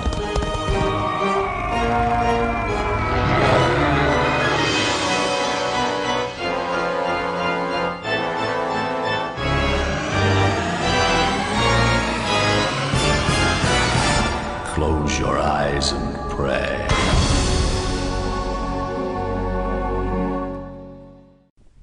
Yeah, my number 3 is Vampire Hunter D Bloodlust. The animation's amazing. The story is D is a vampire hunter who wanders the I don't know if it's even, I think it's actually a different planet, but he comes across, there's like a town where I think the mayor's daughter is run off, or they think a vampire has kidnapped her when she's actually just run off with him. And so D gets hired to bring her home, track him down and bring her home. But he's also been hired among a bunch of other people, like other bounty hunters. And so collectively they all kind of like track them down, and a bunch of stuff is revealed along the way. And yeah, it's great. There's a running theme of like a lot of my high stuff is stuff I saw at the Mayan that year. And yeah, Spirited Away, this, and then something later. Yeah, it's good memories. Yeah, no, cool stuff. Ryan, fun fact is I do like anime where it deals like with supernatural and monsters and stuff, because I love that they push the boundaries what animation can do, not only in story wise, but I think in animation. Because just watching that trailer, you know, I forgot even the cathedral where he's churning in like the bat wings and biting the neck. I mean, just the detail in it is just astounding. So I'm always on board with like goofy stuff like that because, one, it's violent as fuck. Yeah. And it's kind of a superhero movie. and there's monsters, so I'm usually on board with that stuff. There's some great monster designs, Yeah. and there's like some really creepy deaths and things. Like there's the one brother in the bounty hunter gang, like is strapped to a bed and he has to be injected with a serum so he can project himself and like use his powers, and it kills him a little bit each time he does it. So, yeah. The art style is gorgeous. Jerry actually introduced this to me maybe like a year ago, and he showed me the scene where Dee comes up on this like mirror shield, and it's like really trippy to watch. But yeah, all the hand-drawn animation is just gorgeous. Yeah, I think the original stuff is like based on Yoshitaka Amano, but I think the studio Madhouse is the ones that like adapted it for this. So, because the original movie from like the 80s isn't animated like this, it's different. So yeah, it's pretty cool. It's one it's in my Halloween playlist like every year. So Ryan, you said you like anime about supernatural stuff, but then Spirited Away is about like ghosts. Yeah, but it's like kiddie bullshit. Cute ghosts. I don't know. I want to see blood and guts and naked women, and Vampire Hunter D delivers on all that.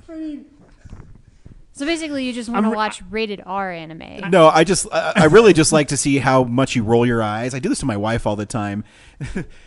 I can get like a rise out of people for just saying the stupidest shit, and by saying that. Is it only women or is it people in general? Oh, people in general. Oh, okay. So I want to get a poster. My stupidity knows no limits, Corinne. It's just you're just so animated when I say stuff like that. It makes me laugh like inside. Have you even seen Spirited Away? I have Ryan? seen Spirited Away. Oh, really? I have. Don't you remember the part where Haku gets basically like torn up from the inside? I know. So bloody. Yeah. Yeah, but where are the tits? Thank you, Henry. I mean, is there a part where like a dude takes a knife to the head and blood just gushes out? That's what I want. And the radish spirit is oh my god. topless. I want a poster now of Spirited Away that says it's kiddie bullshit, Ryan Frost. No, I think. I mean, the films are beautiful. There's not my thing. Anyway. I mean, I like when there's a pig who's a pilot. I think that's a fun movie. So yeah. But are there tits in it? No, it doesn't have to be. If you got a pig flying a plane, you don't need tits. Yeah, exactly. Oh, so when it's and Spirited it's Michael Away, Keaton. when it's Spirited Away, there needs to be tits in it. But when it's Porco Rosso, no, it's good. No, like he I said, wants a Porco Rosso cinematic universe. Is that asking too much? No, it's more so just seeing how exasperated you get. You're like, oh my god, this isn't even your top 10. I can't believe it. And you roll your eyes. It's just so easy. It's so easy. So what, you want me to be apathetic and not care about anything? No, I want you to care about it. That's why I pick on you for it. He's pushing your buttons, but he cares about you as we all care about you, my friend. Yeah. Okay. Yeah. It comes from a place of love. I used to tell my wife, if I stopped teasing you, then I'd be really worried. Exactly. Watch this, for example. Hey Ryan, Cary Grant sucks. I'll just fucking kill you.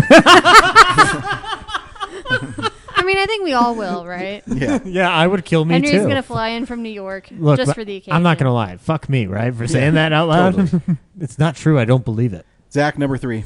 My number 3 is a black and white noir film from two brothers who have never made a bad movie. Sooner or later, everyone needs a haircut. For the kids, there's the butch or the hiney, the flat top, the ivy, the junior contour, and occasionally the executive contour. Me, I don't talk much. I just cut the hair. You say he was being blackmailed. By who? You don't know. For having an affair. With who? You don't know. Did anyone else know about it? Probably not. You don't know. You want to test something, scientifically. How the planets go around the sun, why the water comes out of the tap. You got to look at it. But sometimes you look at it. Your looking changes it. Life has dealt me some bum cards. Or maybe I just haven't played them right. I don't know. Life is just so damn wonderful you almost won't believe it. They put their pants on one leg at a time, just like you and me. You keep your mouth shut. I'm an attorney. You're a barber. You don't know anything. I'm not proud of what I did. But you, what kind of man are you? Science, perception. Reality, doubt. Reasonable doubt. I'm saying sometimes the more you look, the less you really know.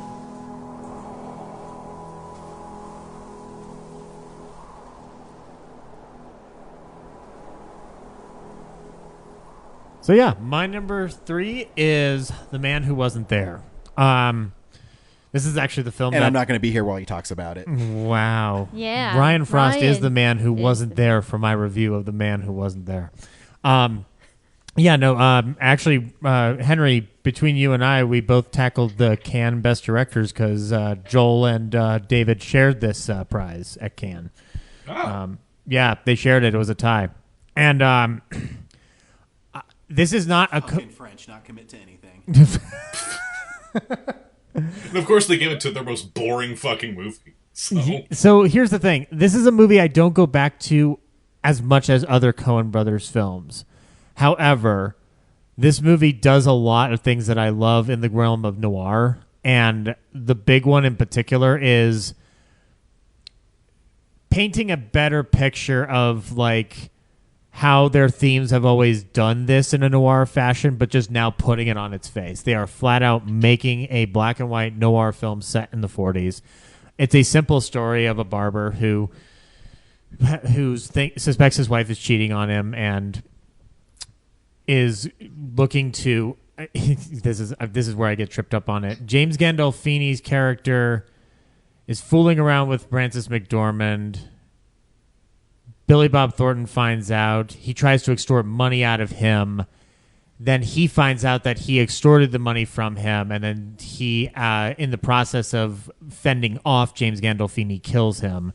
And the whole movie becomes a series of him trying to elude capture to the point of his wife getting framed for the job, him falling in love with a 16-year-old girl, and then eventually getting sent to the electric chair. 16-year-old girl, by the way, is played by a young Scarlett Johansson before she was in a Marvel Universe movie. So it has all the makings of a wonderful seedy crime drama or a crime noir from that era that just work wonderfully. This is Deacon's probably most beautiful movie he's ever shot with the Coens, hands down, from a grand technical scheme. Like it's impeccable looking. It's a movie that I still don't go back to the most because it's a bit of a slow burn, and when I like Coens, I usually like them to be giving me a lot of giggles, and this movie is lacking in that department. So, but it's a movie that I recommend people watch. It's got a very good stacked cast. Billy Bob is great in it. James Gandolfini is wonderful in it. Tony Shalhoub is fantastic. I'll never not recommend one of their films, and to me, this is the one where, rightfully so, a lot more people with going for an artistic realm would recommend this picture. I would highly agree with that, but again, I get it. It's not for everybody. So yeah, and also R.I.P. Ethan Coen's career. I guess I don't know. Come on, man. He's just going to do theater work, right?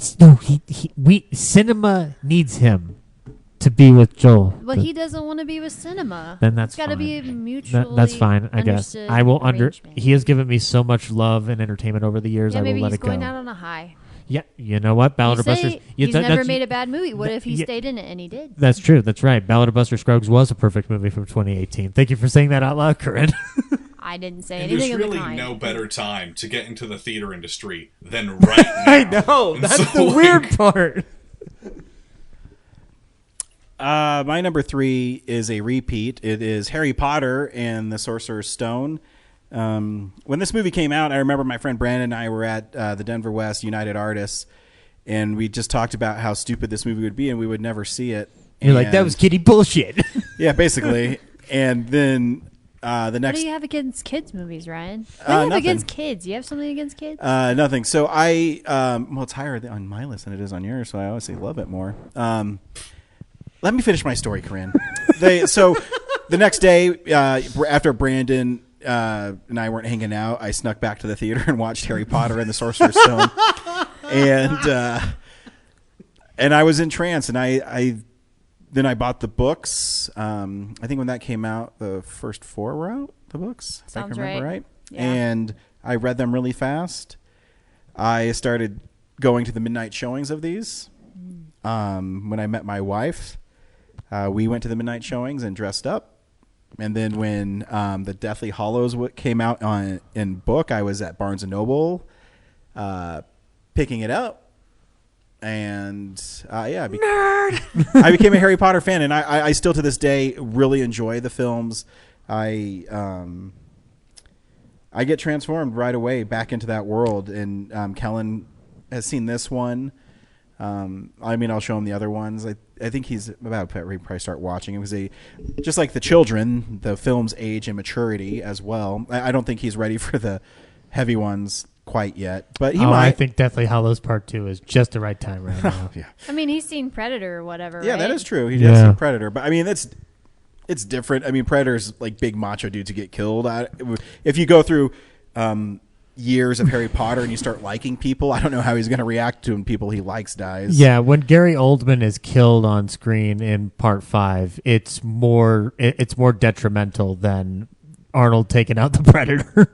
Yeah, it's just it just created something that I love to this day. Mm-hmm. And who'd you cosplay as at the Midnights? No, and I just wore a graduation gown. I had a Gryffindor scarf that I still have. Oh. And when we went on our honeymoon, my wife and I, we went to Universal Studios in Florida, and I got a Gryffindor Quidditch jersey.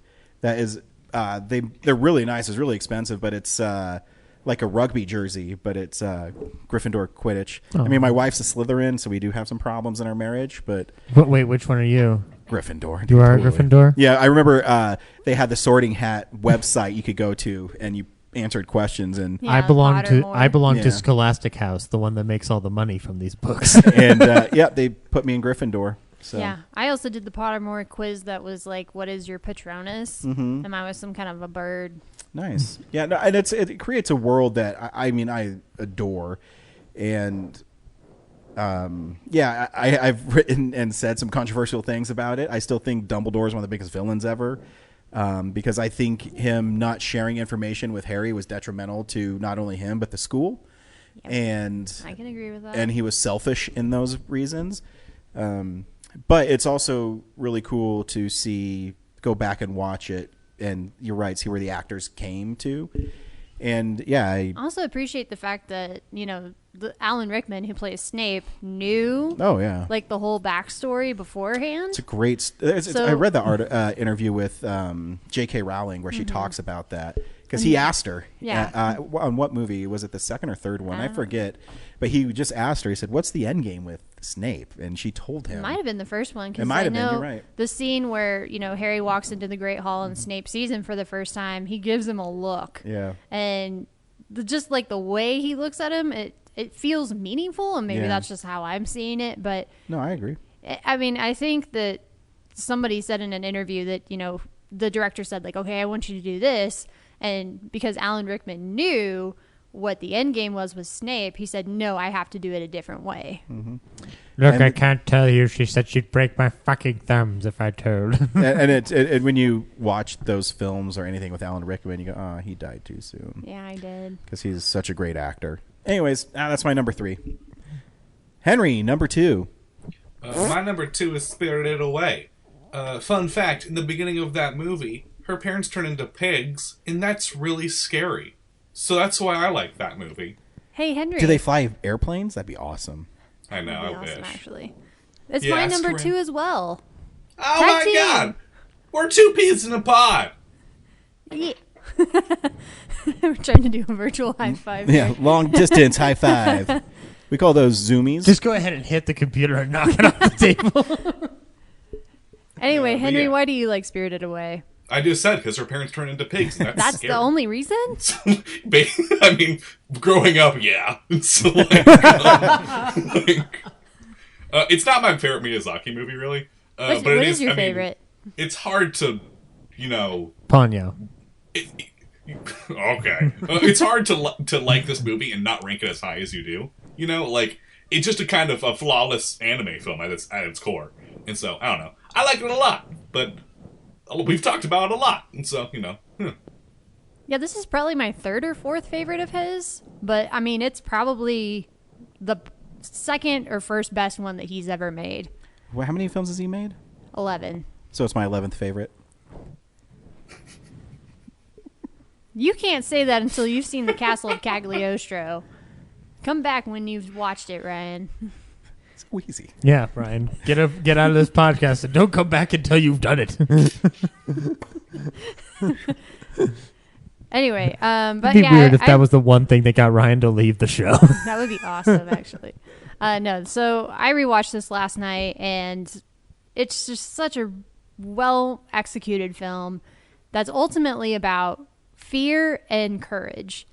And, you know, I think, and maybe I'm reading into this too much, but I think the fact that, you know, fear isn't always a bad thing is kind of portrayed in the film, especially initially with the sequence where you know, Chihiro and her family are going into the abandoned amusement park, and Chihiro keeps saying, like, no, we should go back. Like, no, don't eat the food. And ultimately, her fear saves her from being turned into a pig like her parents are.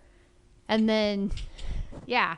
But on the other hand, like, she has to learn to confront the unknowns that are ahead of her in her life on a grander scheme. And she learns that by, you know, going into the spirit world, working at the bathhouse, and just having to confront all these crazy situations. So yeah, it's almost like, yeah, when she goes back to her normal life in the new school in the new town, it's like, this is nothing. Like, I worked in a bathhouse with spirits. I had to help, you know, not defeat a river god, but, you know, save a river god from all the crap. And I had to go to some witch's house in the middle of nowhere and ride on a spooky train. She's got it. And I do kind of like how they frame it a little bit at the end where you're like, wait, was this all like just kind of like a dream, or was it real? And they get back to the car and you see like the leaves are on the ground and it's like clear that time has passed. And then you also see the shot of Chihiro's hairband. So you're like, okay, I guess it was real. So it's just a very well made movie and everybody should check it out. Ryan? I have seen it. Yeah, but Kellen hasn't. You need to show him. He would love Porco Rosso, I bet. Yeah. You need to just the day when he's on Disney Plus, is like, yeah, I really want to watch those, and I'll show them to him. Take a week and watch all the Miyazaki films with him. Except for maybe not Princess Mononoke. That's a little too violent. He loves violence. Kidding me? Anyway, my number 2, Spirited Away. And Henry's number 2. Brad, number 2.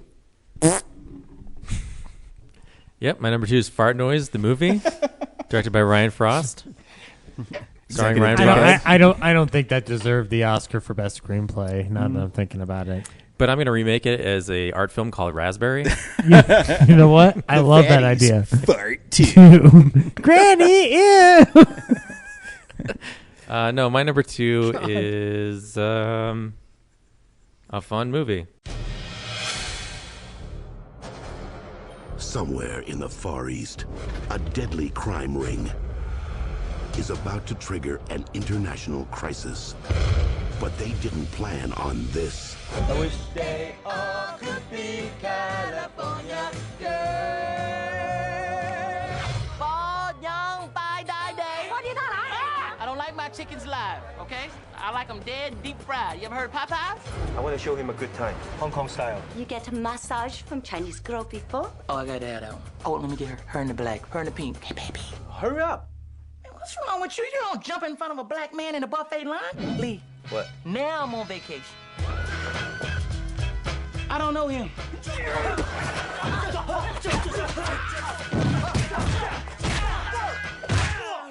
I'm sorry, man. God, oh, y'all look alike. There's 2 billion Chinese people here. Let one of them be your partner. Now. Lee! Connor! Don't worry. Chinese bamboo is very strong. The vacation may be over. I'm finna give you an LAPD. But the fun I'm an undercover agent. Show us a badge or something. Show it again. is just beginning. What the hell we doing in Vegas? We got to mac out, man. We can't go in there like this. What does it mean, mac out? Nothing touches this body but pure silk. Absolutely. Would your partner like to be wrapped in silk as well? Because personally, I really enjoy it when couples dress alike. I'm gonna go make a big commotion, then you make your move. You got it? This one is for Mandela! This summer, Have fun. get ready You want some of this? Egyptian style, girl. Come on. for a second rush. You smell good. With the master of Smash and the talker of trash. I don't even know why the hell I'm even here. I ain't even Chinese. Uh-oh. Do you understand the words that are coming out of my mouth? Don't nobody understand the words that are coming out of your mouth, man. Woo!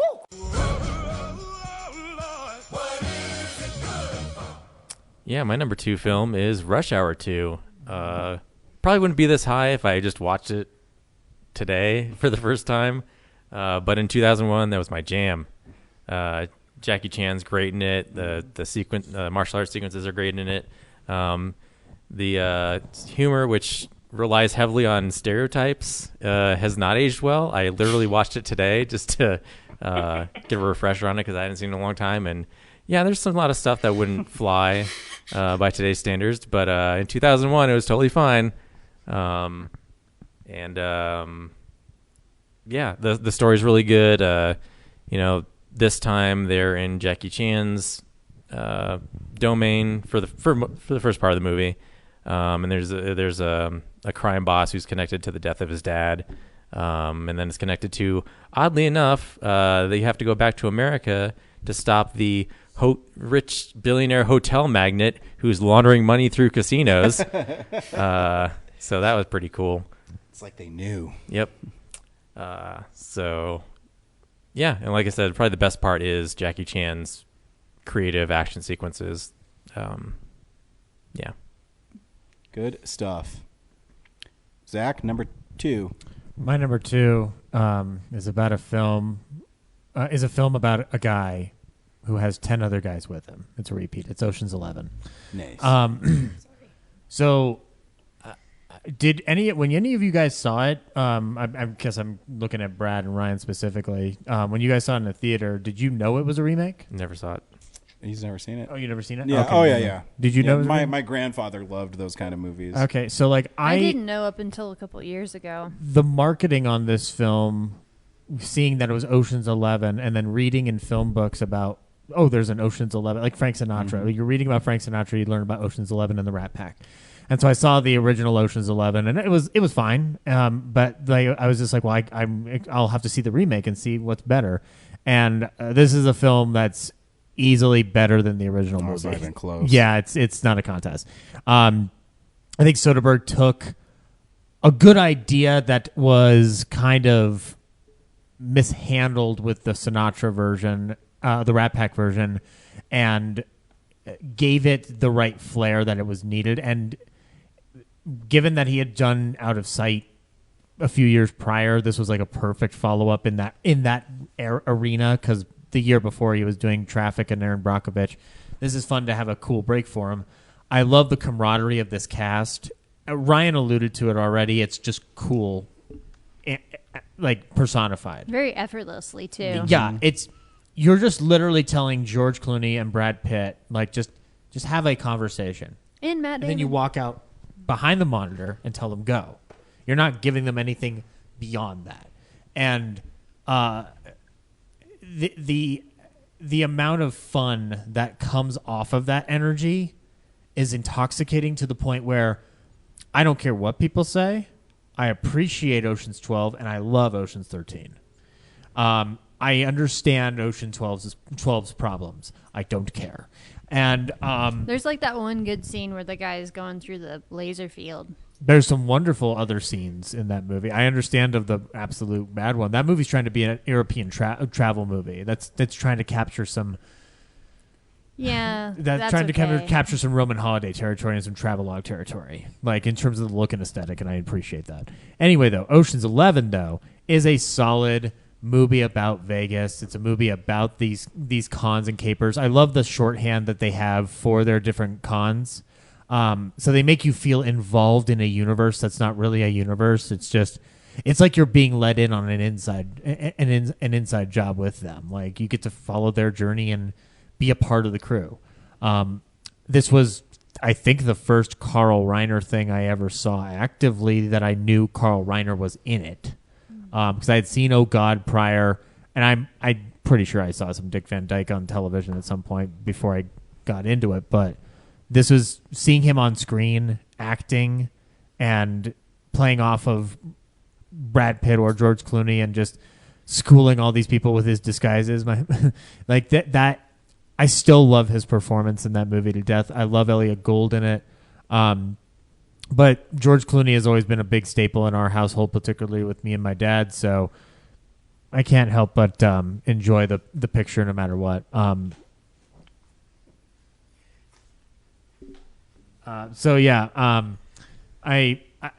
understand that it's not everybody's like favorite film of this year, but if it were not for my number one, this would have been my number one movie of the year. Not everyone's favorite film. It made like 3 top 10 lists. What? It made 4 top 10 lists on there. Never mind. But you guys had it. I like it. You had it pretty it's low. A fun movie. Top 10 out of like 120 films per year. That is true. Pretty that good. is fair. But I do remember when we saw this in the theater. Like, I felt grown up seeing it in the theater. I was 10, and I was still enjoying it, and I got it. Like, I felt grown up. Like, it was like it was not a rated R movie or anything like that. It's the vibe of it. The vibe it gives off is just like it makes you feel grown up. There is a scene in a strip club in that movie too, which I always forget about until they get to that scene. And also, until Black Klansman, this was Topher Grace's best movie? Question mark? Nah, he is Venom in Spider-Man 3. You know, we don't need to talk about that. Okay, fine. It's what's the ranking here? Or best movie? Spider-Man 3. Ocean's 11. If you haven't seen it, it's pretty cool. And by the way, 12, 13, and 8, all fun movies. Check them out. My number 2 is a repeat. It's Monsters Incorporated. I already talked about it earlier. I just love it. It's fun. There's a magic to Pixar films that every single one has, even the ones that maybe aren't as great as some of the other ones. But this is one of the great ones, and I love the characters in it. John Goodman, Billy Crystal, Mike Wazowski. There's a person who works with me at where I work, and we used to have a coworker named Mike, and this lady smokes all the time, and she's like, "Hey, Mike," and so I used to always think of Monsters Incorporated. Mike Wazowski, and so it's fun, and yeah, it's just a fun movie. It's workplace comedy that takes a clever kind of fantasy spin on it, and the monsters are really cool in it. I love the designs. The living world of the monsters is really fun. I like how John Ratzenberger's an abominable snowman who can only serve snow cones. Yeah. It's great stuff. Yep. And it has a great message. Yep. Henry, your number one film of 2001. My number one film of 2001 is the funniest film ever made. And if you disagree, I don't know. Maybe get some better taste buds, you little scrubs. But anyway, here's my number one. He's suave, debonair, So courageous. the epitome of cool. You rule. His name is Zoolander. Derek Zoolander. He's almost too good looking. International male supermodel. The style and the hair, it's almost like the new afro for the white man. But behind those eyes is a highly trained man of action.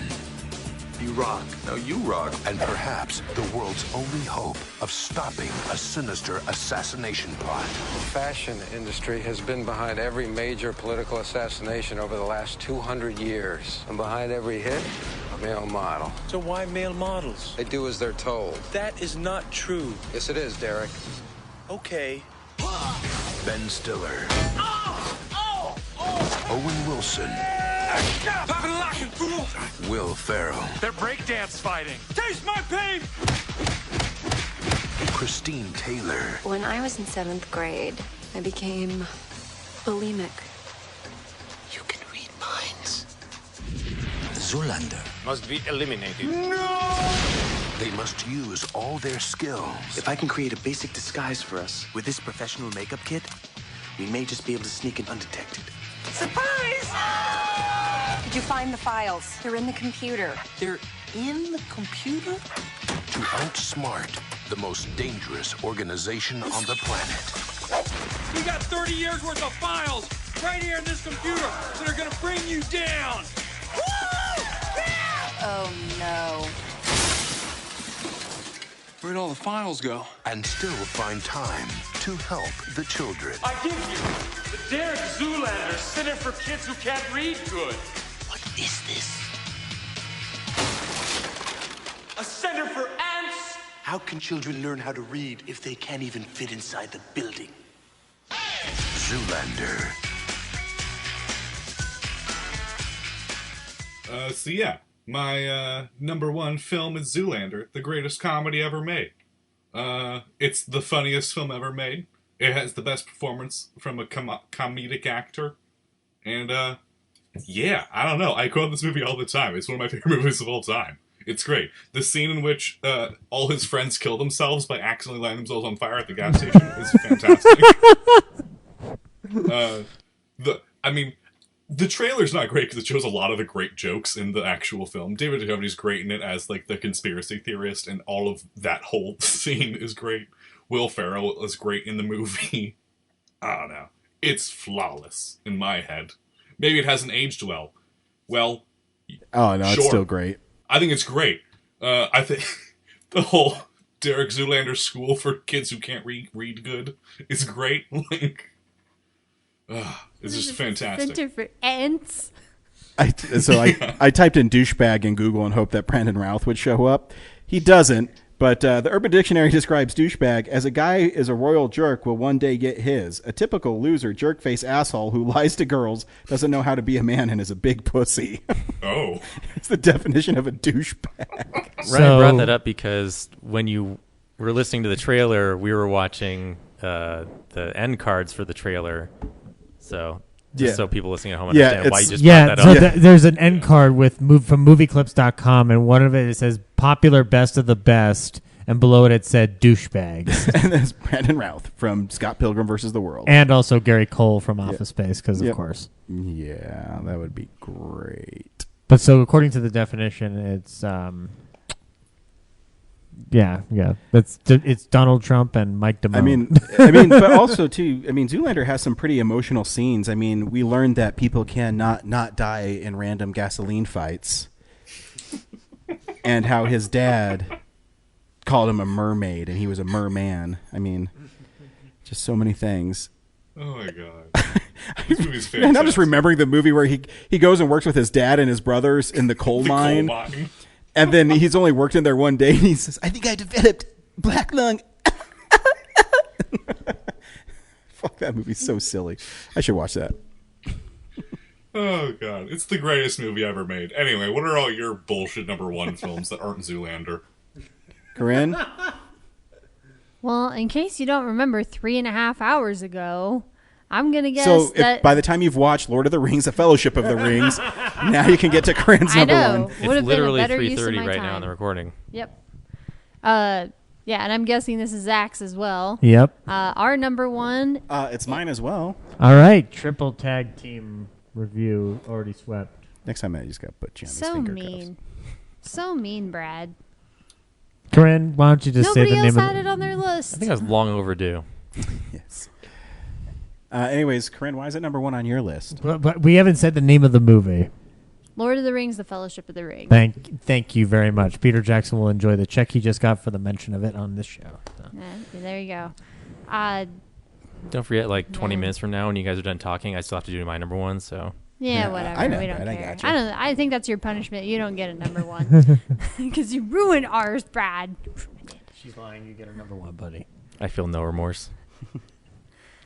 Oh man, I'm a big Star Wars fan. I'm a big fan of animated films, all that kind of stuff. But one of my fandoms I don't really get to talk about all that often is the Lord of the Rings. I read the books when I was a kid, I think right before the movie came out, and I always have to think that when she says when I was a kid, just before the movie came out, I was like, man, I was alive for 20 fucking years, and I read that book when I was in middle school. But continue. Sorry, I was 10 when this movie. I know. Came No, out, I'm just. Ryan. I'm just saying. I mean, that, you want a 5-year-old checking out Lord of the Rings from the library? No, I'm just saying that I forget how much older I am than you. Right, so right. It's like old news to me that these books have been out, and I didn't read them just before the movie came out. Should I apologize for being younger? Sorry, I can't help it. Yeah. But yeah, I read the books when I was, a kid, and right before the movies came out, and these movies are just insanely well made. Just the fact that they filmed all three at once. So we don't need you for 2002 or 2003 because we already know what your number one films are going to be, right? Yeah. You really should know what my number one films are going to be. 2002 would be tough for me. Anyway, continue. But, I mean, just the fact that you have this vast and very detailed world and all of these characters that multiple generations of people have grown up with, and you are tasked with bringing them to life in a way that is, worthy of a Hollywood budget and that feels real and isn't, like, cheesy or, poorly made or whatever. Like, there was such care put into these films by Fran Walsh, Philippa Boyens, Peter Jackson, and just the entire cast and crew of these movies. And they really are a masterpiece of film. And just the fact that, this was something I got to see on the big screen in my lifetime is amazing. Like, this was kind of like my end game when I was a kid. Seeing these characters come to life and seeing this world on the big screen with that budget, and just like even the smallest details, things you don't even see on screen, the costumes and the makeup, and when they were all out on DVD, I watched them all the time. I watched all the behind the scenes stuff. I listened to the soundtracks and the score, whatever. That was something I did as a teenager. We all listened to Enya's May It Be. Oh, of course. Because we're all cool. Yeah, I listened to all that just like in the background while I was working. So, these films mean a lot to me. And it's so nice to think it all started with J.R.R. Tolkien's novel, and then they took these moments that you as a book fan love, and there's so many in the movie, but the big one that stands out to me is the Balrog scene, and just knowing that that's coming, and then when you see the Balrog, you're like, holy shit, like, he looks so cool and menacing, and that entire sequence just fills you with dread because you know what's coming, but also it's so well done that it's like the epitome of movie magic, right? Because, Ian McKellen's probably just standing against a green screen, but he's acting his ass off, and the entire visual component is anyway, it's amazing. And it should be everyone's number one. I should re-edit the Balrog scene to put let the bodies hit the floor. Sure. The Fellowship of the Ring is an incredible film. I actually think The Two Towers is better, but having said that, I am not a big fan of the books. In fact, I think the books are kind of boring.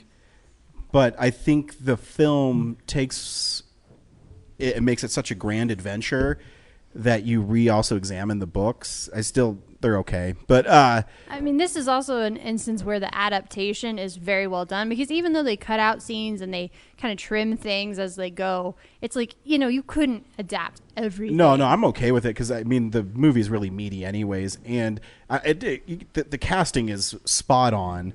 Everything in this film is just really well done. And, it's cool because I'm a big horror film person, and to see people like Sam Raimi and Peter Jackson get a chance to make films that they've always wanted to make and with budgets they wanted to make with infusions of horror. Yeah, it proves that if you have a creative person or someone who's extremely talented, no matter where they come from Bad Taste or The Evil Dead, they will make a film that is incredible because they're passionate about it. When you watch the appendices or any of the behind the scenes stuff with Peter Jackson, I love it. I don't care what movie he does, whether it's King Kong, Lord of the Rings, Hobbit, The Frighteners, Lovely Bones. The Lovely Bones. I don't care what. Peter Jackson is infectious when he talks, and I feel the same way about Steven Spielberg. They just love movies, and they know what audiences want, and I think that's why this film works so well too is he takes what is a fantasy novel that everybody knows. I don't know anybody who doesn't know what The Lord of the Rings is. But he also makes it accessible to everybody else, where maybe someone might not jump into the book. I think the movie captures the spirit of the book so well that you will read the book. Because I remember when this came out, when I was at Barnes & Noble, they had so many different editions of The Lord of the Rings. And to me, I love seeing that too, because it opens your mind and it explores it. And it's just... It's a hell of a good time. I've been watching them. I kind of fell off my Kate watch, but I've been watching the Kate Blanchett films. And so just revisiting them, and the score and everything is just incredible. Oh my gosh, yeah. Howard Shore's music is insane. Love how they incorporate Elvish into the lyrics. Mm-hmm. Oh, do you mind? Yeah. Oh, sorry. I just kind of like listening to you guys Where you talk just, about just, I like just get lost in my voice. I like listening to you both geek out about it. I guess I'm the outside factor is that these movies were my introduction to Lord of the Rings. I didn't read the books beforehand.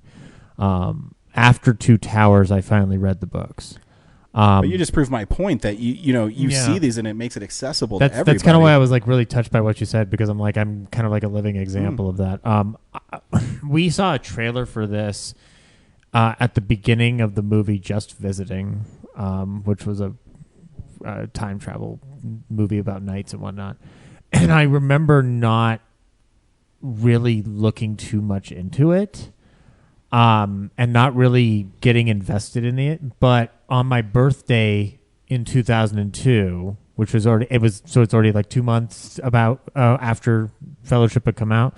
My dad took me and another kid my age to go see. It was not friend, whatever. Like he was my birthday buddy because I didn't really have any friends. And they took me to the Continental giant screen before they redid that whole thing. I saw Hunt for Red October there. Yeah, so you know what I'm talking about. It's not stadium seating. Mm-hmm. It's all to the level.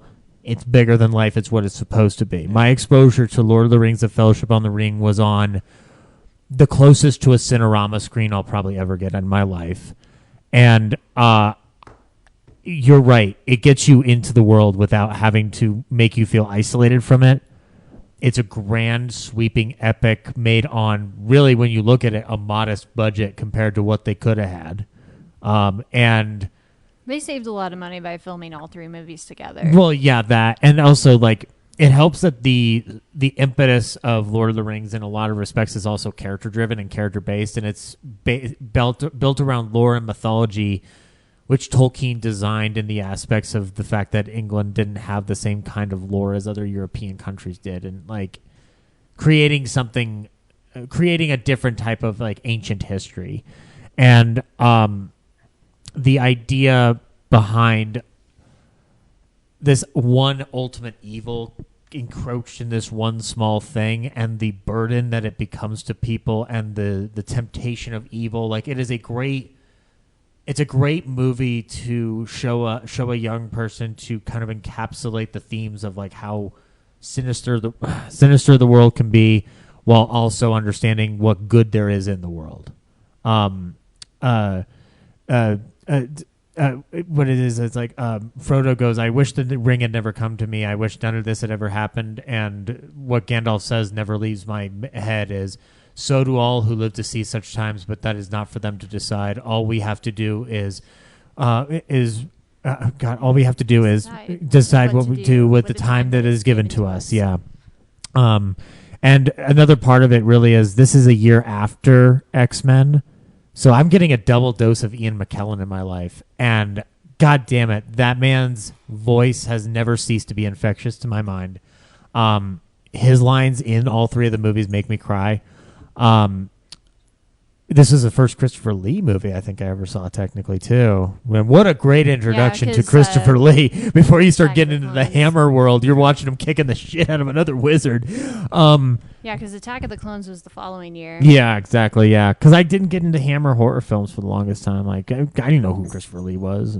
But but the big thing about these films that this film in particular is that I had no prior experience with these characters. I had no prior knowledge of these characters. I didn't know what a Frodo Baggins was. I didn't know what a Gollum was. And over the course of 3 hours, it earns an amazing moment. One of the 3 moments that come in one moment in each film. Every time Peter Jackson has made a movie since the Lord of the Rings, the Fellowship of the Ring, I've always cried. And in Fellowship of the Ring, it is when Frodo leaves Sam, and Sam comes swimming after him, and he drowns and he goes to the floor, and because I have become so invested in this world that I had no idea existed, when Sam goes, I made a promise, Mr. Frodo, don't you let him go, Samwise Gamgee, and I don't mean to. And I'm a kid of 10 years old, and I'm crying and rocking back and forth in my seat. And the other 2 ones are, there's good in this world, Mr. Frodo, and it's worth fighting for. And then the 3rd movie is just the last 45 minutes of the movie is just me banging my head against a tissue counter. So, these movies mean a lot to me. In fact, this Wednesday, I'm taking a 5-day sabbatical from work to just kind of kick back and just take some PTO time. And when I get off of work on Wednesday, I'm kicking on the extended trilogy. And I'm not touching my phone. I'm not doing anything. I'm just doing that. So yeah, I rewatched it today, and you reminded me that the whole thing about like this is kind of the darkest hour of Middle Earth, and Frodo's like, I wish this hadn't come to me. And, that's so poignant right now for, this time, but also for our generation, because just like Frodo, we are having to carry the baggage of all of the people who came before us and all the mistakes that they made. And now we're having to live with the consequences of that. Mm-hmm. And so it's like, yeah, like I understand exactly what Frodo means when he says that, I wish none of this had ever happened. I think it's not even just generational. It extends to personal emotions. And I think that's the beauty of fantasy and comic book and sci-fi when it's done in that realm, is that it does have the power to have that affecting touch that still lasts with you. It's the reason why, for all the shit that I can give it, I still do love Star Wars and I do love a Marvel movie, because they do touch those same tones. But I think Lord of the Rings has, for me personally, has always done it the best. Even the Hobbit movies, they do the same thing. And also, isn't it scary as shit when Ian Holm is wanting to keep that ring, and then he goes, "Boo, boo, Baggins!" I'm thinking of the part in Rivendell. Like, and he's cool with a pipe. He can make a fucking ship with smoke, man. Like, Gandalf's a fucking badass, gray or white, doesn't fucking matter. Anyway, yeah. So much more I could say about it. Maybe we should do a commentary. Yeah, I would love to do it. Awesome. Meanwhile, Brad, we have to know. What's your number 1? Well, Ryan saw me coming a mile away. My number 1 is my only repeat of the year. My number 1 is the Royal Tenenbaums. So, woo. What was the thing you showed? No, it was something silly. Okay. It was a meme that said Marissa Tomei, and it rearranged the letters and said it's a me, Mario. That's it. Yeah, it was dumb. Anyway. Yep. Not worth holding up the podcast over.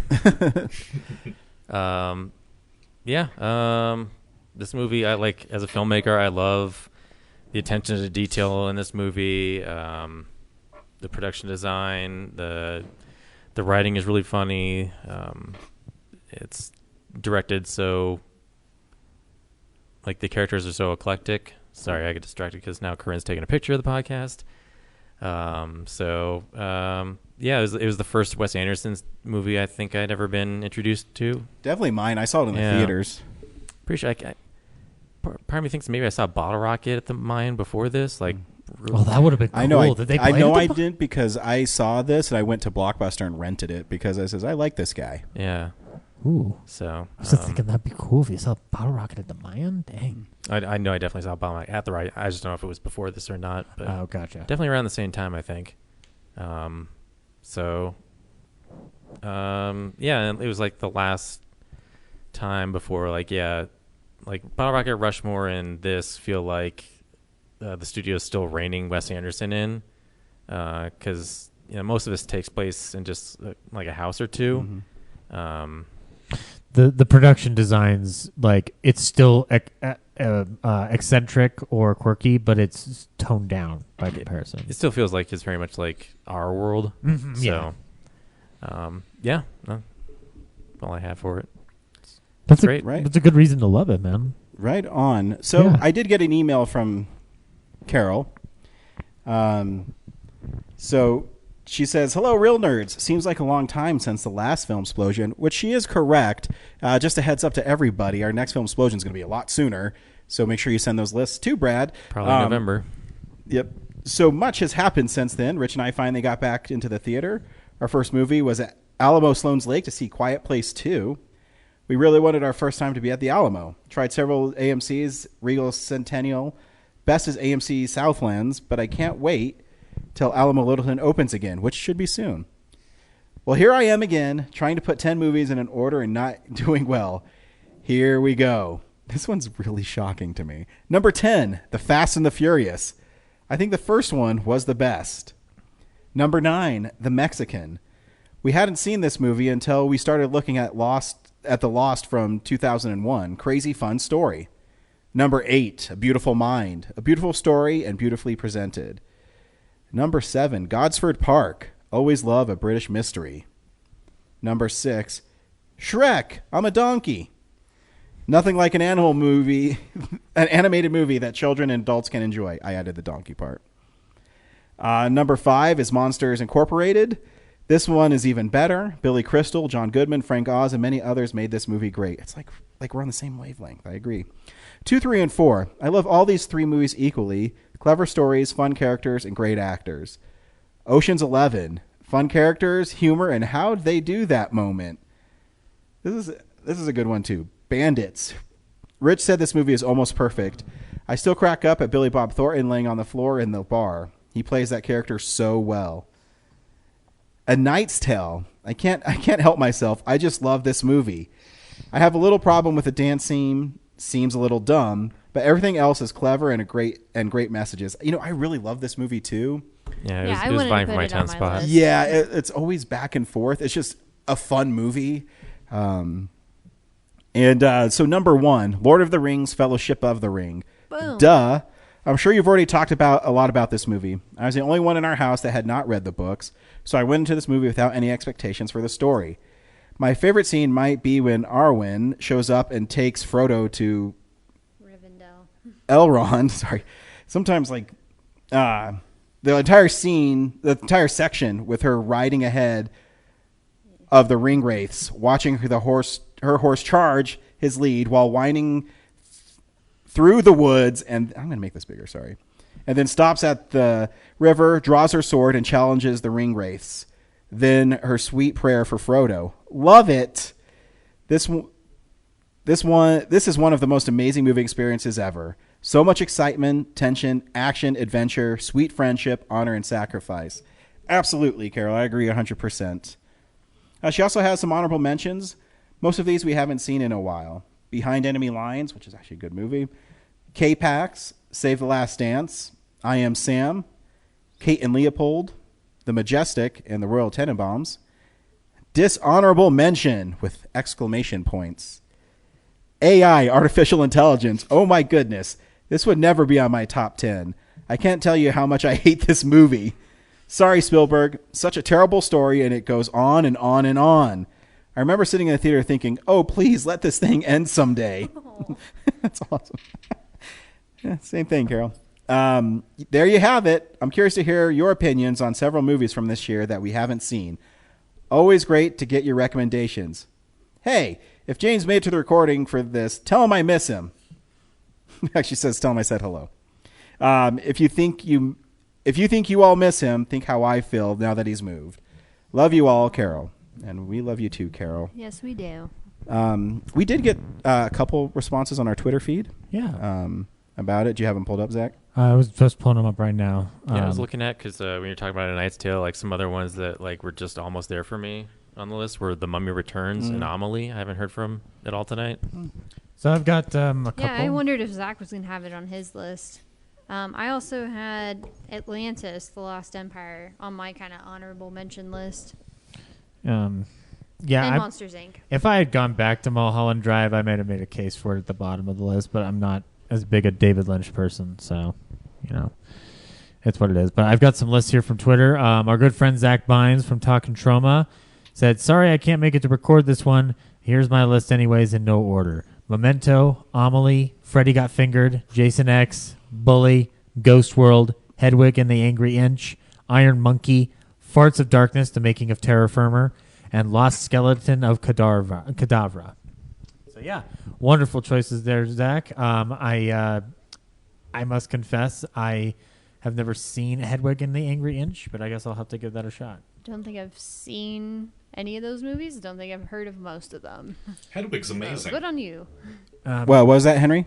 Hedwig and the Angry Inch is an incredible movie. Yeah, my wife loves that film. Yeah.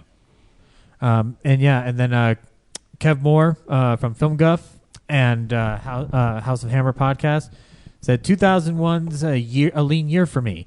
It's like everyone was still exhausted from the insanity of 99, but here's my choice cuts. Donnie Darko, The Others, Gosford Park, Session 9, Ocean's 11, Moulin Rouge, and Josie and the Pussycats. So Josie and the Pussycats almost made mine because it makes fun of the genre, and it's also kind of really clever.